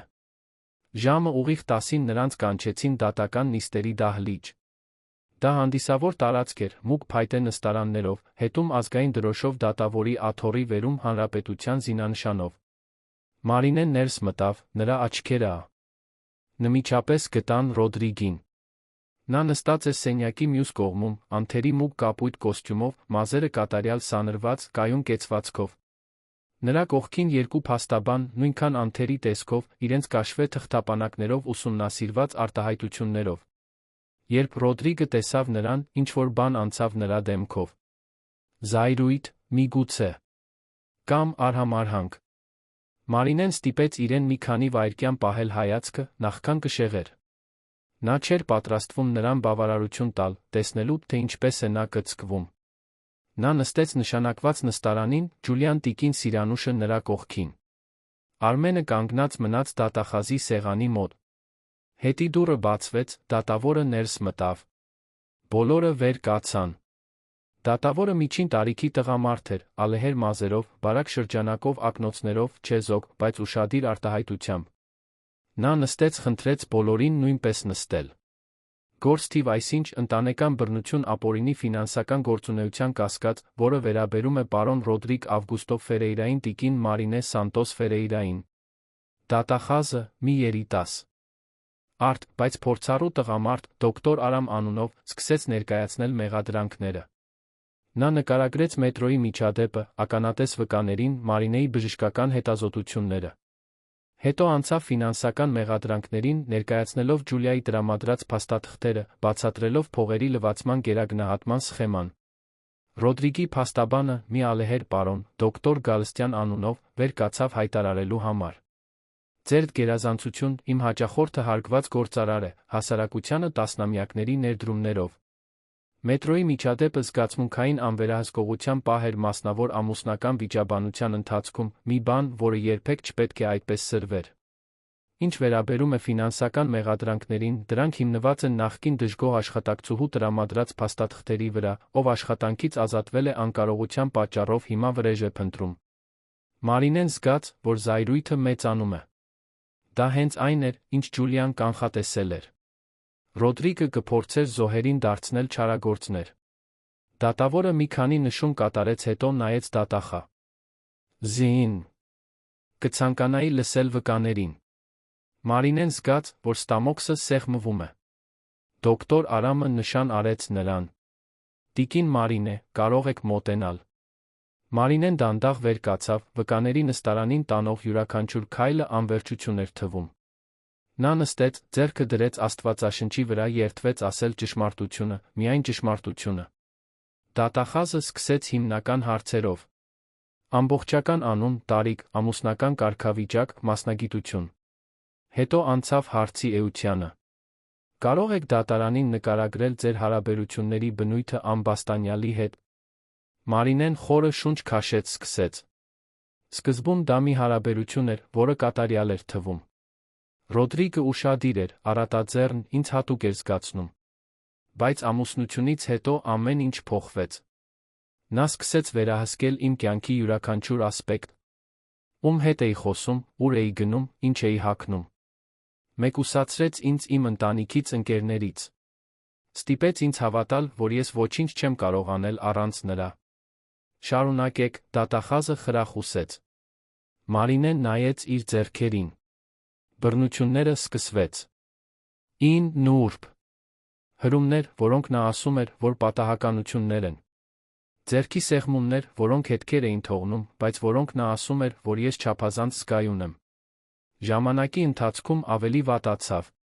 Ճիչեր, նվաստացումներ, ամբողջական ֆինանսական վերահսկողություն։ Եվ հետո եկավ ֆիզիկական բռնությունը մետրոյում։ Բայց դա մեկուսացված պահ չէր։ Դա տարիների հոգեբանական զգացմունքային բռնության գագաթնակետն էր։ Ես հղի էի խոցելի, այնուամենայնիվ նա չվարանեց ինձ հարվածել տասնյակ մարդկանց առջ։ Դոկտոր Գալստյանը վեր կացավ։ Առարկություն, ձերդ գերազանցություն։ Վկան դրամատիզացնում է հարաբերությունների առօրյա իրադարձությունները։ Յուրաքանչյուր զույգ վիճում է։ Դատավորը նայեց նրան ակնոցի վրայից։ Նստեք, դոկտոր Գալստյան։ Վկան պատասխանում է տրված հարցերին։ Շարունակեք, տիկին Մարինե։ Մարինեն շարունակեց, մանրամասնելով կոնկրետ դրվագներ։ Այն անգամը, երբ Ռոդրիգը նրան 2 ժամ փակեց սենյակում, որովհետև նա խոսել էր 5 գործընկերուհու հետ։ Այն անգամը, երբ նա նետեց իր պատրաստած ընթրիքը աղբարկը, ասելով, որ այն սարսափ է։ Լի է, որ նա նույնիսկ ուտելու համար պիտանի չէ։ Այն անգամը, երբ նա վերցրեց նրա բջջայինը ջնջեց բոլոր կոնտակտները, ասելով, որ նրան ոչ ոք պետք չէ, բացի իրենից։ Երբ ավարտեց, լուռ լացում էր։ Դատավորը թաշկինակ առաջարկեց մի քանի րոպե տվեց, որ նա հավաքվի։ Հետո պաշտպանական փաստաբանի հերթն էր հարցեր տալու։ Դոկտոր Գալստյանը մոտեցավ ժպիտով, որը չէր հասնում աչքերին։ Տիկին Մարինե, դուք չեք կարծում, որ կարող եք չափազանցնել իրավիճակը։ Ի վերջո, ձեր ամուսինը ձեզ ապահովել է հարմարավետ կյանքով, այնպես չէ՞։ Շքեղ բնակարան, թանկարժեք հագուստ, առանց աշխատելու անհրաժեշտության։ Մարինեն ամուր նայեց նրան։ Նյութական հարմարավետությունը չի արդարացնում բռնությունը։ Ոսկե վանդակը դեռ վանդակ է։ Դոկտոր Գալստյանը փոխեց մարտավարությունը։ Իսկ վերահսկողության այս պատմությունը, միգուցե դա պարզապես ամուսնու անհանգստությունը չէր իր հղի կնոջ համար։ Միգուցե դուք սխալ եք մեկնաբանել նրա մտադրությունները։ Մարինեն գլխով արեց։ Իմ բջջայինի յուրաքանչյուր հաղորդագրությունը վերահսկելը անհանգստություն չէ, այլ վերահսկողություն։ Ինձ արգելելը տեսնել իմ սեփական մայրիկին խնամք չէ, այլ մեկուսացում։ Ինձ հարվածելը, որովհետև ես հարցրի մեկ այլ կնոջ մասին, պաշտպանություն չէ, այլ բռնություն։ Փաստաբանը փորձեց մի քանի հարց տալ, բայց Մարինեն կայուն մնաց իր պատասխաններում։ Երբ վերադարձավ իր տեղը, զգաց, որ արել է այն, ինչ պետք էր։ Հաջորդը Ջուլիային կանչեցին։ Նա ակնհայտորեն նյարդային էր, բայց նրա ձայնը ամուր էր, երբ նա սկսեց խոսել։ Նա նկարագրեց, թե ինչպես էր Ռոդրիգը նրան վարձել, ինչպես էր ստեղծել ուրվական ընկերություն իր անունով, ինչպես էր օգտագործել այդ ընկերությունը գերագնահատված աշխատանքների փողերը լվանալու համար։ Ներկայացրեց էլեկտրոնային նամակներ, հաղորդագրություններ, ձայնագրված խոսակցություններ։ Երբ Ռոդրիգը իմացավ, որ ես կասկածում եմ, նա սպառնաց ինձ, Ջուլիան ասաց, ձայնը դողացող։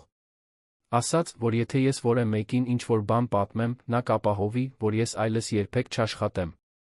Որ ես կարող եմ վթարի ենթարկվել։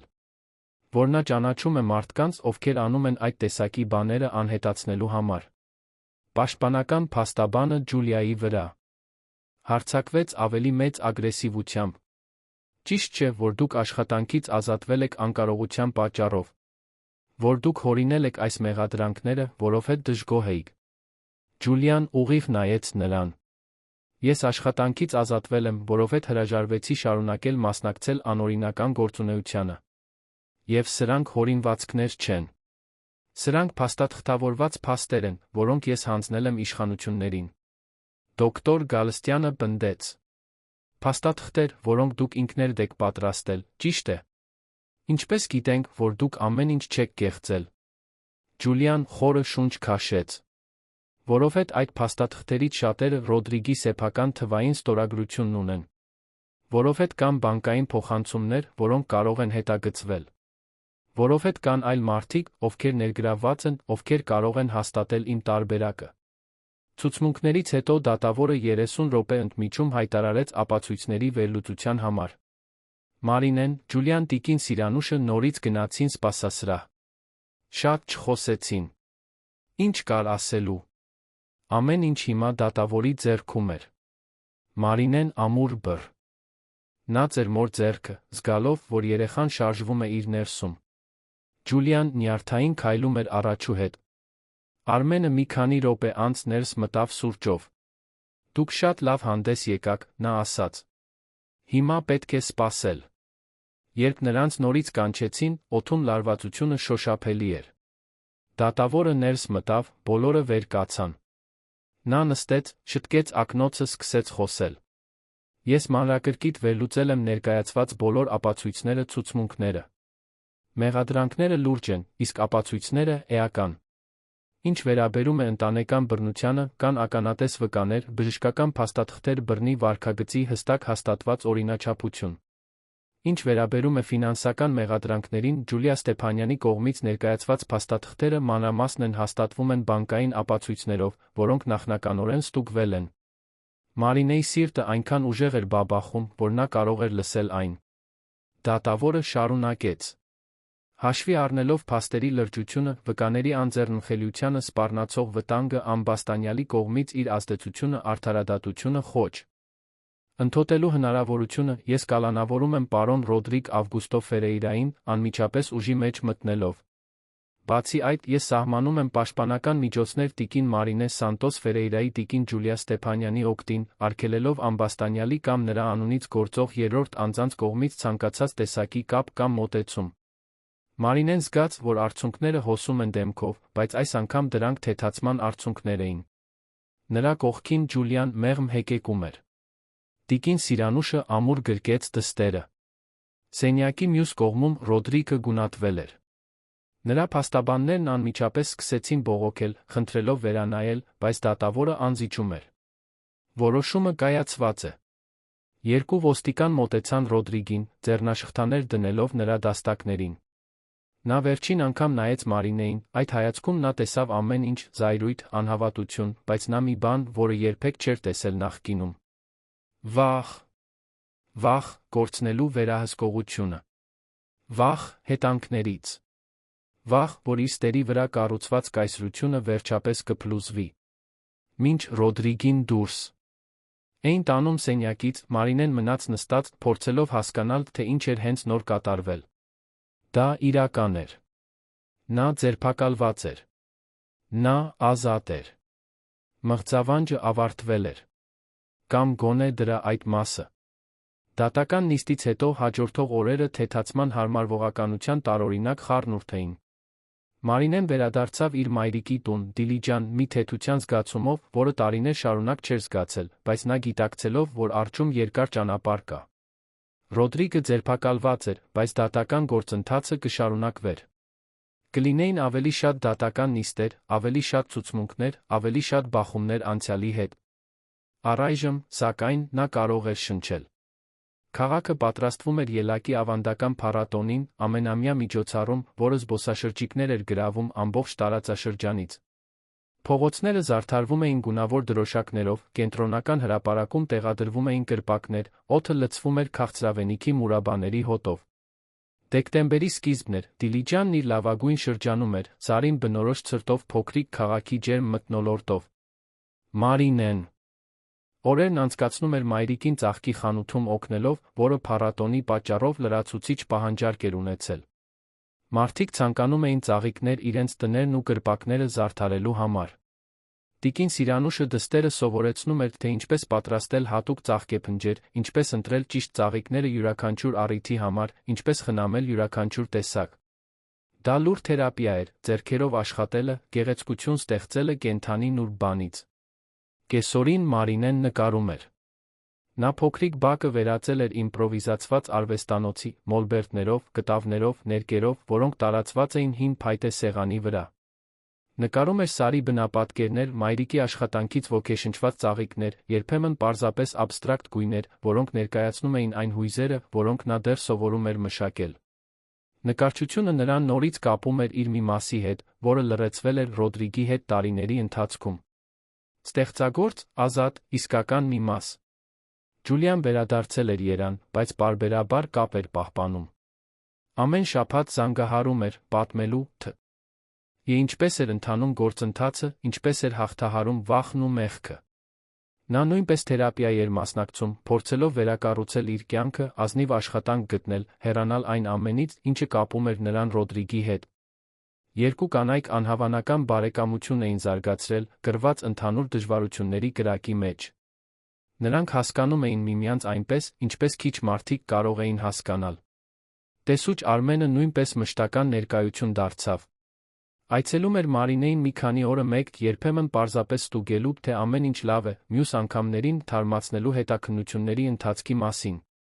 Ռոդրիգը փաստաբանների մի ամբողջ թիմ էր վարձել, ովքեր փորձում էին քանդել գործը բոլոր հնարավոր անկյուններից, բայց ապացույցները չափազանց ամուր էին։ Նրա այլ սխեմաներ նույնպես բացահայտվում էին, քանի որ հետաքննությունը խորանում էր։ Ավելի շատ ուրվական ընկերություններ, ավելի շատ կեղծ պայմանագրեր, ավելի շատ մարդիկ, ովքեր օգտագործվել դեն էին նետվել։ Մի հատկապես ցուրտ կեսօր Արմենը հայտնվեց ծաղկի խանութում, վայրի ծաղ։ Իքների փնջով։ Տիկին Սիրանուշը աննկատ ժպտաց պատճառ գտավ դուրս գալու, նրանց երկուսին միայնակ թողնելով։ Մարինեն վարդերի ծաղկաման էր դասավորում, երբ նա ներս մտավ։ Սա ձեզ համար եմ բերել, նա ասաց, մեկնելով ծաղիկները։ Կարծեցի, որ ծաղկավաճառը կգնահատի։ Մարինեն վերցրեց փունջը ժպտաց։ Գեղեցիկ են։ Շնորհակալ եմ։ Նրանք մի պահ լռեցին, հարմարավետ լռություն, շատ տարբեր այն լարված լռություններից, որոնք Մարինեն ճանաչել էր։ Ինչպե՞ս եք զգում ձեզ, հարցրեց Արմենը։ Մարինեն մտածեց, նախքան կպատասխաներ։ Ավելի լավ։ Երբեմն դեռ մղձավանջներ եմ տեսնում։ Դեռ ուսիս վրայով եմ նայում, երբ դուրս եմ գալիս։ Բայց ամեն օր մի փոքր ավելի հեշտ է դառնում։ Զգում եմ, որ նորից ինձ եմ գտնում, գիտեք։ Բացահայտում եմ, թե ով եմ ես առանց նրա ինձ սահմանելու։ Արմենը գլխով արեց։ Դա գործընթաց է։ Եվ դուք շատ լավ եք անում։ Շատերը ձեր տեղում կհանձնվեին, բայց դուք պայքարեցիք։ Եվ շարունակում եք պայքարել։ Մարինեն դիպավ իր փորին, հիմա գրեթե 8 ամսական։ Ես դա անում եմ նրա համար։ Ուզում եմ, որ իմ որդին մեծանա, իմանալով, որ իր մայրը ուժեղ էր, որ նա ընդմիշտ չընդունեց զոհ լինելը։ Արմենը վարանեց, նախքան նորից կխոսեր։ Մարինե, մի բան կա, որ պետք է պատմեմ ձեզ։ Ձեզ նամակ է եկել։ Ռոդրիգից։ Մարինեն զգաց, որ ստամոքսը սեղմվում է։ Նամակ։ Նա կարող է դա անել։ Արմենը բացատրեց։ Տեխնիկապես նա իրավունք ունի շփվելու համապատասխան իրավական ուղիներով։ Նամակը նախ վերլուծվել է համոզվելու համար, որ այն սպառնալիքներ կամ մանիպուլյացիայի փորձեր չի պարունակում։ Նրա փաստաբանն ասել է, որ Ռոդրիգը ցանկացել է անձնական բան գրել։ Դուք պարտավոր չեք կարդալ, իհարկե։ Բայց ես կարծեցի, որ պետք է իմանաք։ Մարինեն վերցրեց այն ծրարը, որը Արմենը հանեց թղթապանակից։ Դա պարզ էր, սպիտակ, դիմացին գրված էր նրա անունը Ռոդրիգի ձեռագրով, որը նա այդքան լավ էր ճանաչում։ Նա երկար ժամանակ նայում էր դրան, զգալով հույզերի պտույտ։ Հետաքրքրություն։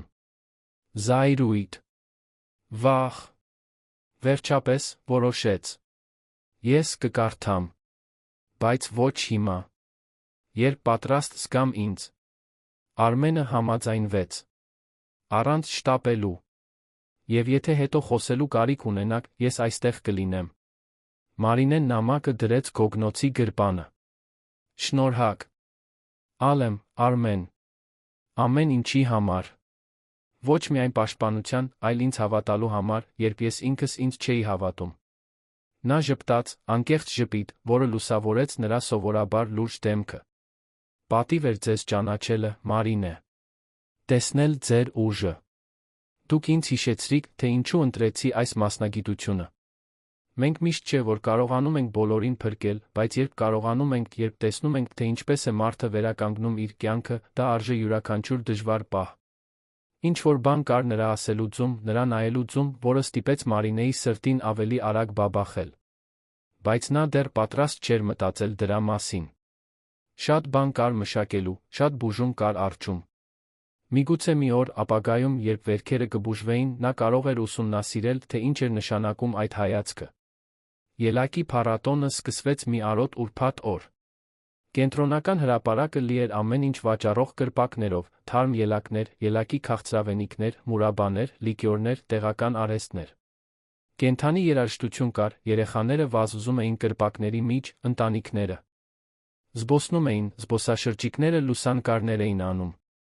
Տիկին Սիրանուշը փոքրիկ կրպակ էր տեղադրել, ծաղկեփնջեր վաճառելու համար, Մարինեն օգնում էր նրան, թե ստիպված էր հաճախ նստել փորի ծանրության պատճառով։ Մի անգամ, երբ նա վարդերի ծաղկեփունջ էր վաճառում մի տարեց տիկնոջ, Մարինեն ծանոթ դեմք տեսավ։ Դա Անահիտն էր, հիվանդանոցի հոգեբանը, ով օգնություն էր առաջարկել այդ առաջին օրը։ Նրան ուղեկցում էին երկու փոքրիկ երեխաներ, հավանաբար որդիներ։ Երբ նրանց հայացքները հատվեցին, Անահիտը ժպտաց մոտեցավ։ Մարինե, ինչ հաճելի անակնկալ է ձեզ այստեղ տեսնելը։ Ինչպե՞ս եք։ Մարինեն պատասխանեց ժպիտով։ Լավ եմ, շատ ավելի լավ։ Հիմա այստեղ եմ ապրում մայրիկիս հետ։ Իսկ դուք, ինչ եք անում Դիլիջանում։ Անահիտը բացատրեց, որ նա այնտեղ էր մեծացել, վերադառնում էր, երբ կարող էր, ընտանիքին այցելելու։ Երեխաներն իմ զարմիկներն են, նա ասաց, քնքշորեն խառնելով նրանցից մեկի մազերը։ Մարինեն դիտում էր նրանց խաղալիս ակնկալիքի մի զգացում զգաց։ Մի քանի շաբաթից նա նույնպես մայր կդառնար։ Գաղափարը դեռ մի փոքր վախեցնում էր նրան, բայց նա հույսով էր լցնում։ Դուք փայլում եք, մեկնաբանեց Անահիտը։ Տարբեր այն ժամանակից, երբ մենք հանդիպեցինք։ Մարինեն դիպավ իր փորին։ Ես բուժվում եմ։ Դանդաղ, բայց բուժվում եմ։ Շնորհակալ եմ, որ այդ օրն այդքան բարի էիք։ Դուք հույսի սերմ տնկեցիք, երբ ես ամենաշատն էի դրա կարիքը զգում։ Անահիտը կարճ բռնեց նրա ձեռքը։ Դրա համար եմ ես այստեղ։ Եվ ուրախ եմ տեսնել, որ սերմը ծաղկել է։ Եթե մի օր խոսելու կարիք ունենաք, իմ կոնտակտը ունեք։ Մարինեն շնորհակալություն հայտնեց, երկուսը հրաժեշտ տվեցին գրկախառնությամբ։ Անահիտին այնտեղ տեսնելը, ընտանիքով շրջապատված, երջանիկ լիարժեք, Մարինեին ապագայի տեսլական տվեց։ Կյանքը շարունակվում էր։ Մարդիկ բուժվում էին։ Հնարավոր էր նորից երջանիկ լինել։ Երեկոյան հրապարակում համերգ կար։ Մարինեն տիկին Սիրանուշը նստեցին մոտակա նստարանին, դիտելով մարդկանց պարելիս, երգելիս, տոնելիս։ Երաժշտությունը աշխույժ էր, Ֆորոյի Սերտանեխոյի խառնուրդ, որը ստիպում էր բոլորին շարժվել։ Մարինեն զգում էր, որ երեխան արձագանքում է երաժշտությանը, ավելի շատ էներգիայով շարժվելով, քան սովորաբար։ Նա երաժշտություն է սիրում, նա ասաց մայրիկին։ Պարող կլինի։ Տիկին Սիրանուշը ծիծաղեց։ Ինչպես դու, երբ փոքր էիր։ Հիշում ես, որ տունը պարելով էիր ապրում։ Մարինեն հիշում էր։ Հիշում էր մանկության շատ բաներ, որոնք մոռացել էր Ռոդրիգի հետ տարիների ընթացքում։ Նա նորից բացահայտում էր իր մասերը, նորից հավաքելով այն հանելուկը, թե ով էր նա իրականում։ Երբ այդ գիշեր վերադարձան տուն, Մարինեն վերջապես պատրաստ զգաց իրեն կարդալու Ռոդրիգի նամակը։ Խնդրեց միայնակ մնալ սենյակում, բացեց ծրարը թեթակի դողացող ձեռքերով։ Նամակը ձեռագիր էր, Ռոդրիգի կատարյալ ձեռագիրը ծածկում էր 2 ամբողջ էջ։ Մարինեն սկսեց կարդալ։ Մարինե, չգիտեմ, դու կկարդաս սա, բայց պետք է գրեմ։ Ոչ թե ինձ արդարացնելու համար, որովհետև իմ արածի համար արդարացում չկա։ Ոչ թե ներողություն խնդրելու համար, որովհետև գիտեմ, որ արժանի չեմ։ Ես գրում եմ, որովհետև մի բան կա, որ պետք է իմանաս։ Ես շատ եմ մտածել այն մասին, թե ով դարձա, այն ընտրությունների մասին, որոնք արեցի, այն մարդու մասին, որը ես քեզ համար էի։ Եվ ճշմարտությունն այն է, որ ես վախենում եմ։ Ոչ թե բանտ գնալուց, ոչ թե այն ամենը կորցնելուց, ինչ կառուցեցի։ Ես վախենում եմ, որ մեր որդին կժառանգի իմ վախը։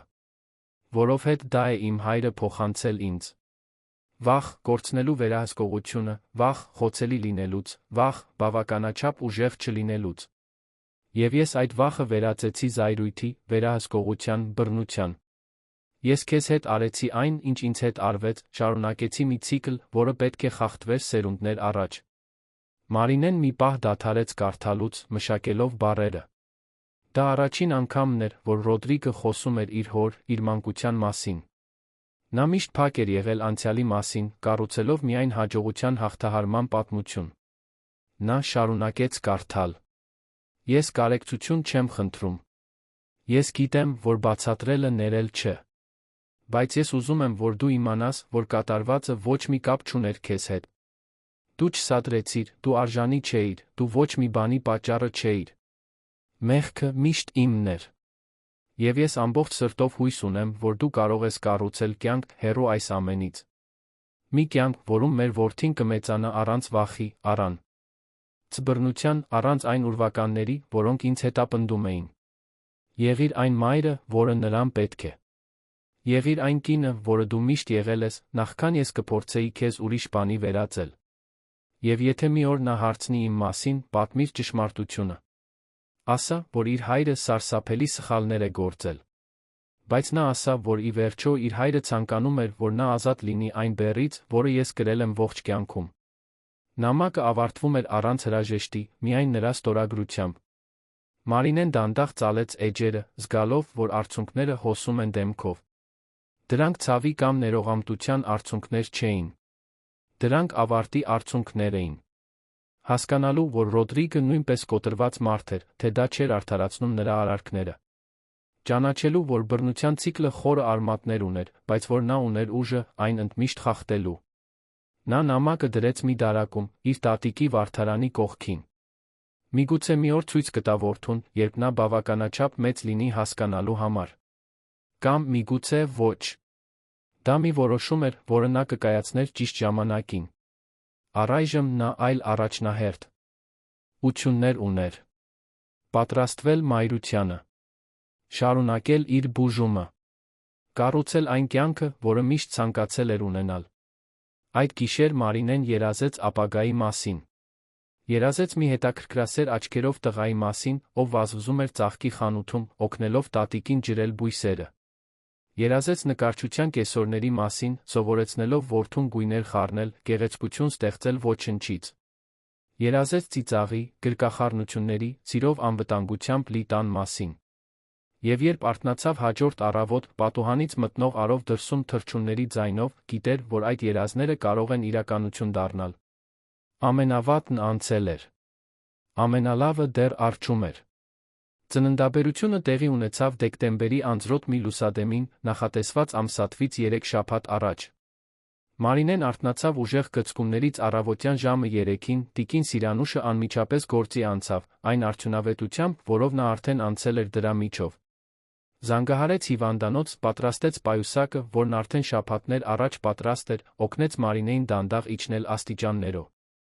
Նրա հետ միասին շնչելով յուրաքանչյուր գծկման ժամանակ։ Արմենը, ով իր անձնական համարը տվել էր արտակարգ իրավիճակների համար, 15 րոպեից հասավ, նրանց հիվանդանոց տանելու համար։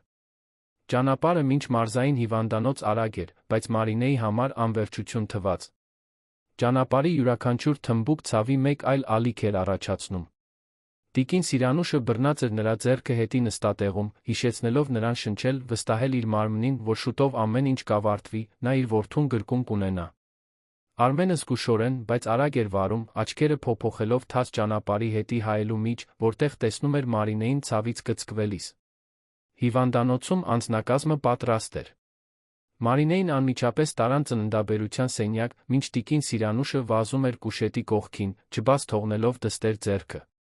Արմենը մնաց սպասասրահում, քայլելով առաջուհետ, որպես նյարդային հայր, թե տեխնիկապես ոչ մի ընտանեկան կապ չուներ իրավիճակի հետ։ Բայց ամիսների ընթացքում նա Մարինեի նկատմամբ անկեղծ սեր էր զարգացրել, հիացմունք նրա ուժի ճկունուտ։ Յան նկատմամբ։ Նա ուզում էր այնտեղ լինել նրա համար, թեկուզ միայն սպասասրահում։ Ծննդաբերությունը տեց 6 ժամ։ 6 ժամ ինտենսիվ ցավ, ուժ, որը Մարինեն չգիտեր, որ ուներ, տիկին Սիրանուշը բռնած էր նրա ձեռքը, սրբում էր նրա քրտինքը, բժիշկներն ու բուժքույրերը մտնում դուրս էին գալիս։ Եվ հետո առավոտյան ժամը 9:32 մի ճիչով, որը լցրեց սենյակը, Գաբրիելը եկավ աշխարհ։ 3 կիլոգրամ 400 գրամ, 52 սանտիմետր, կատարյալ ամեն առումով։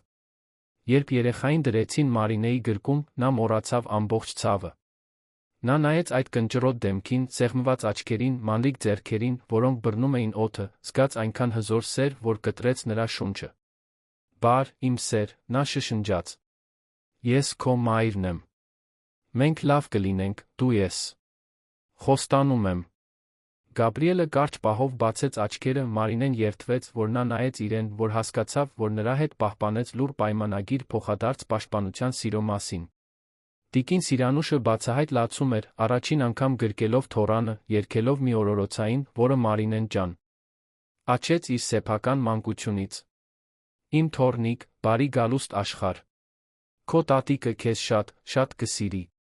Գաբրիելը հանգստացավ տատիկի գրկում, կարծես ճանաչում էր այն ձայնը, որը բազմիցս լսել էր մոր փորի միջով։ Սպասասրահում Արմենը հսկայական ժպիտով ստացավ նորությունը, խնդրելով թույլտվություն այցելել նրանց, հենց որ թույլատրվեր։ Հիվանդանոցում անցկացրած օրերը հարմարվողականության օրեր էին։ Մարինեն սովորում էր կրծքով կերակրել, տակտիրներ փոխել, մեկնաբանել որդու յուրաքանչյուր տարբեր ճիչը։ Տիկին Սիրանուշը մշտապես նրա հետ էր, առաջարկելով գործնական խորհուրդներ, խառնված այն պատմությունների հետ, թե ինչպես էր Մարինեն, երբ փոքր էր։ Այնքան նման է քեզ, նա ասում էր։ Համար արդեն իսկ, տես թե ինչպես է սեղմում իմ մատը։ Մարինեն ծիծաղում էր, թեկուզ հոգնած, թեկուզ ցավից։ Դա լավ, արդյունավետ ցավ էր, որը գալիս էր կյանք ստեղծելուց։ Արմենը ամեն օր այցելում էր, միշտ ինչ-որ բան բերելով։ Ծաղիկներ, շոկոլադներ, կապույտ փափուկ արջուկ Գաբրիելի համար։ Մարինեն նկատում էր, թե ինչպես էր նա նայում երեխային, քնքշությամբ, որը հակադրվում էր այն պրոֆեսիոնալ կեցվածքին, որը նա սովորաբար պահպանում էր։ Դուք երեխաներ եք սիրում, նա մեկնաբանեց այդ օրերից մեկին։ Արմենը մի փոքր ամաչելով ժպտաց։ Միշտ ցանկացել եմ երեխաներ ունենալ։ Բայց աշխատանքը, ժամանակը երբեք ճիշտ մարդուն չգտա։ Միգուցե մի օր։ Մարինեն Գաբրիելին մի փոքր ավելի ամուր գրկեց։ Դուք հիանալի հայր կլինեիք։ Արմենը նայեց նրան այնպես, որ Մարինեն հասկացավ, որ այդ խոսակցությունն ավելին էր նշանակում, քան բառերը հուշում էին։ 5 օր անց Մարինեն Գաբրիելը դուրս գրվեցին։ Տուն վերադառնալը միաժամանակ հուզիչ սարսափելի էր։ Հիմա դա իրական էր։ Նա պատասխանատու էր այդ մանրիկ մարդու համար։ Պետք է նրան կենդանի պահեր, կերակրեր, երջանիկ պահեր, ապահով։ Պատասխանատվությունը հսկայական էր, բայց տիկին Սիրանուշը այնտեղ էր, օգնելու յուրաքանչյուր քայլի։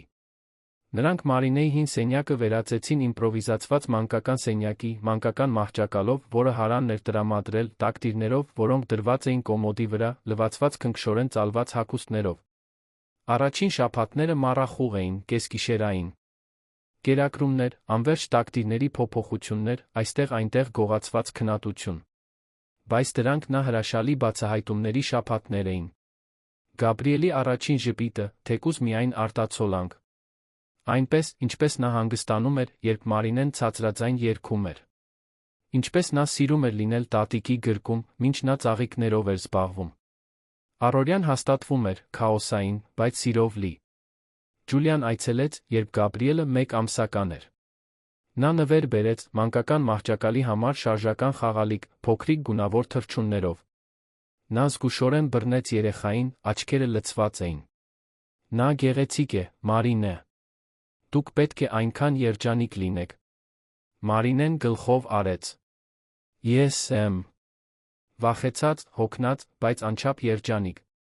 Իսկ դուք, ինչպե՞ս եք։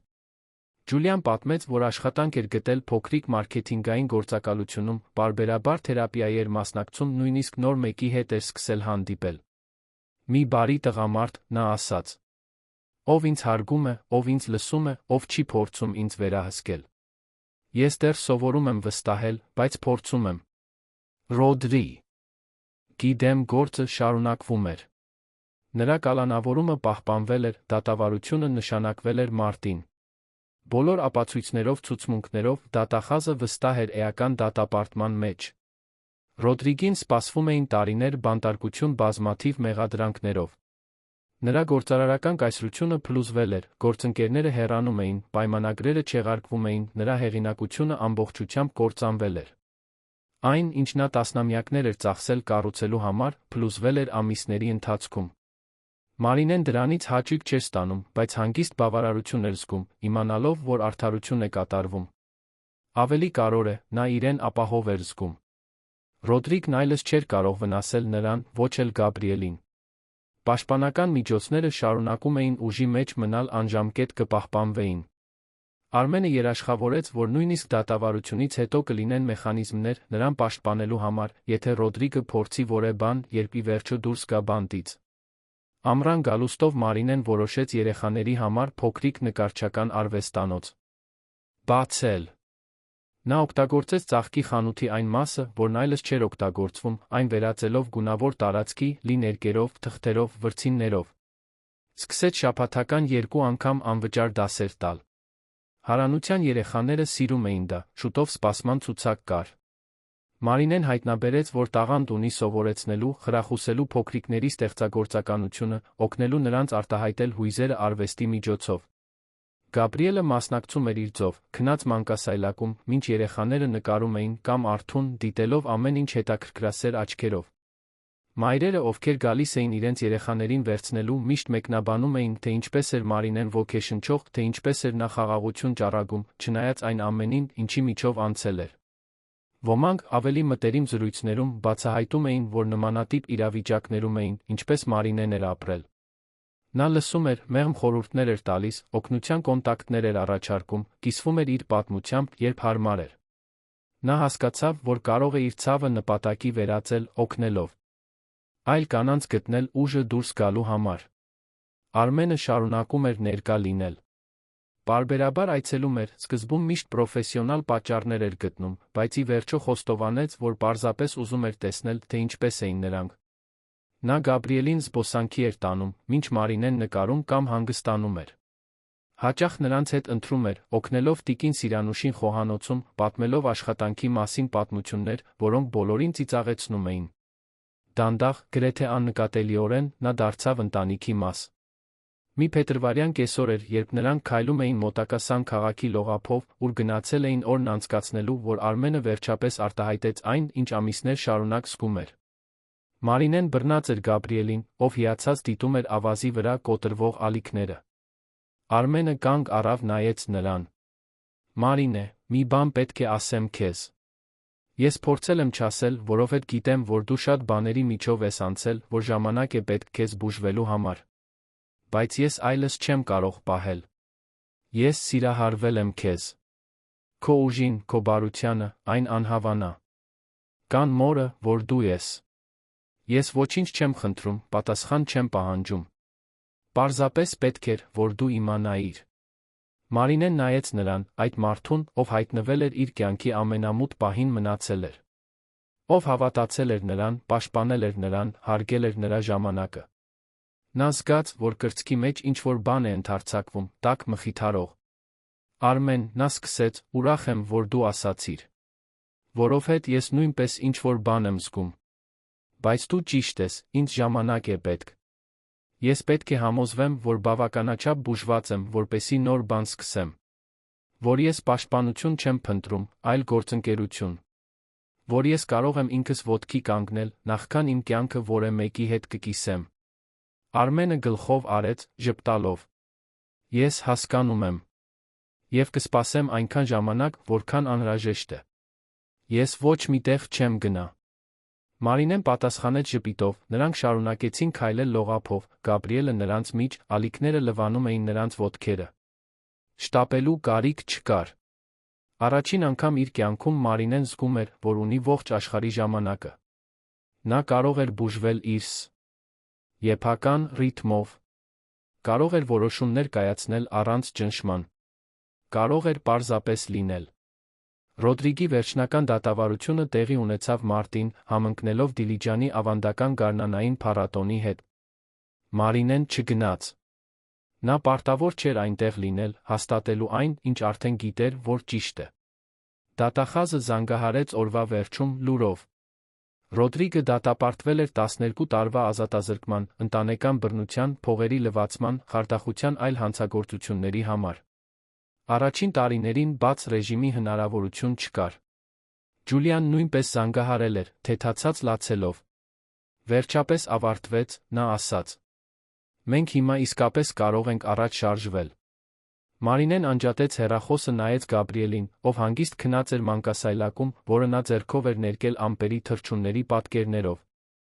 Ավարտվեց, նա շշնջաց։ Մղձավանջն ավարտվեց։ Եվ մեր ապագան հենց նոր է սկսվում։ Նա մեղմորեն դիպավ որդու դեմքին, լուր խոստում տվեց։ Նա կմեծանա, իմանալով, որ սիրված է։ Կմեծանա առանց վախի։ Կմեծանա, տեսնելով իր մորը ուժեղ, անկախ, երջանիկ։ Կմեծանա ծաղիկներով, գույներով, երաժշտությամբ ծիծաղով լի տանը։ Եվ երբեք չի ժառանգի այն վախը, որը թունավորել էր սերունդներ։ 2 տարի անց Մարինեն իր արվեստանոցում էր, որն այժմ պաշտոնապես գրանցված էր, լրիվ դրույքով գործում էր։ Շաբաթական 6 խմբակ ուներ, 1 օգնական, նույնիսկ իր որոշ նկարներ էր վաճառել տեղական պատկերասրահին։ Գաբրիելը 2.5 տարեկան վազվզում էր մոլբերտների միջ, նկարելով ձեռքերով, խառնաշփոթ ստեղծելով, ուրախություն բերելով բոլորին։ Տիկին Սիրանուշը դեռ աշխատում էր ծաղկի խանութում, բայց հիմա առավոտյան Մարինեի օգնությամբ։ Արմենը պաշտոնապես դարձել էր նրանց կյանքի մաս։ Նրանք դեռ միասին չէին ապրում, Մարինեն պնդել էր, որ ամեն ինչ դանդաղ լինի, բայց նա ներկա էր։ Հանգստյան օրերին, ընտանեկան ընթրիքներին, Գաբրիելի ծննդյան երեկույթներին։ Նա համբերատար էր, հարգալից, սիրող այնպես, ինչպես Մարինեն երբեք չէր զգացել։ Մի օր, միգուցե շուտով, նա պատրաստ կլիներ հաջորդ քայլն անելու։ Բայց շտապելու կարիք չկար։ Նրանք ժամանակ ունեին։ Մի արոտ կեսօր Մարինեն Գաբրիելի հետ լողափում էր։ Նա վազում էր ալիքների հետից, ուրախությունից բղավելով ամեն անգամ, երբ ջուրը թրջում էր նրա ոտքերը։ Արմենը նրա կողքին էր, բռնած նրա ձեռքը։ Տիկին Սիրանուշը նստած էր լողափի աթոռին, գիրք էր կարդում, ժամանակ առ ժամանակ նայում թոռանը։ Դա սովորական տեսարան էր, բայց Մարինեի համար արտասովոր էր։ Դա այն կյանքն էր, որը նա երազել էր։ Այն կյանքը, որի համար այդքան պայքարել էր ձեռք բերելու համար։ Նա նայեց հորիզոնին, այնտեղ, որտեղ ծովը հանդիպում էր երկնքին, շշնջաց իրեն այն բառերը, որոնք ամիսներ առաջ գրել էր դատարկ կտավի վրա։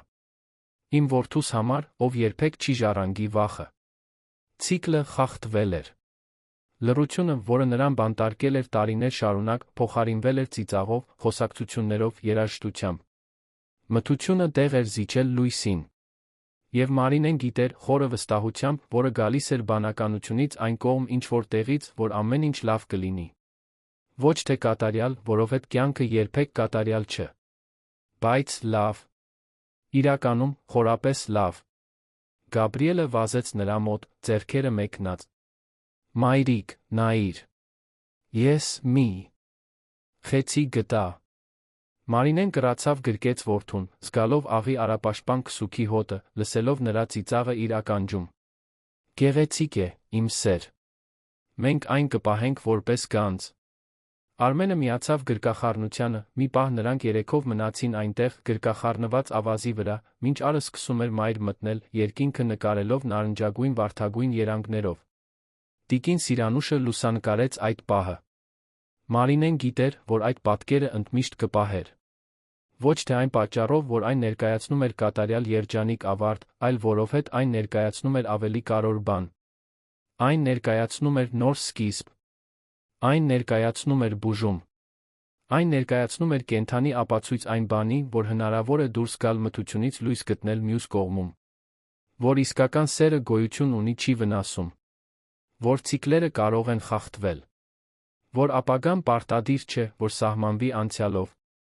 Եվ մինչ արը մայր էր մտնում ծովի վրա, Մարինեն վերջապես թույլ տվեց իրեն հավատալ այն բանին, ինչ Արմենն ասել էր այդ առաջին օրը հիվանդանոցում, բառեր, որոնք նա պահել էր որ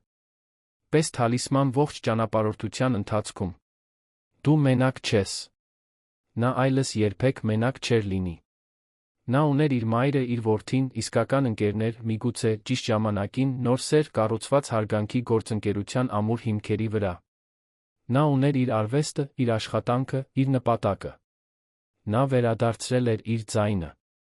Եվ լռությունը, այդ հին թշնամին, վերջապես պարտվել էր կյանքի ձայնին, որն ապրում էր լիարժեք, իսկական, քաջաբար։ Սիրելի ունկնդիրներ, հուսով ենք, որ Մարինեի Գաբրիելի պատմությունը խորապես դիպել է ձեր սրտերին։ Քաջության վերակառուցման հույսի այս ճանապարհորդությունը մեզ հիշեցնում է, որ նույնիսկ ամենադժվար իրավիճակներում միշտ կա ելք, միշտ կան մարդիկ, ովքեր պատրաստ են օգնել, միշտ կա նոր սկզբի հույս։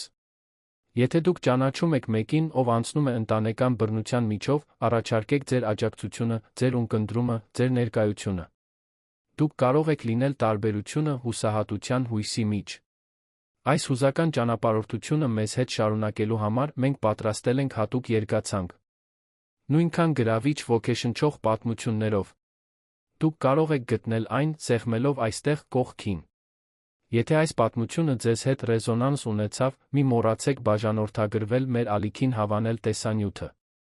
Ամեն օր մենք ներկայացնում ենք եզակի պատմություններ, որոնք ուսումնասիրում են մարդկային կյանքի բարդությունը, ճկունության ուժը, նոր սկզբի գեղեցկությունը։ Կիսվեք այս պատմությամբ նրանց հետ, ում պետք է լսել, որ հնարավոր է դուրս գալ, որ հնարավոր է վերակառուցել, որ հնարավոր է նորից երջանիկ լինել։ Մեկնաբանություններում թողեք թե պատմության որ մասը ձեզ ամենաշատն է հուզել, պատմեք ձեր սեփական պատմությունը, եթե ձեզ հարմար եք զգում։ Ձեր ձայնը կարևոր է։ Ձեր պատմությունը կարևոր է։ Եվ միշտ հիշեք, դուք մենակ չեք։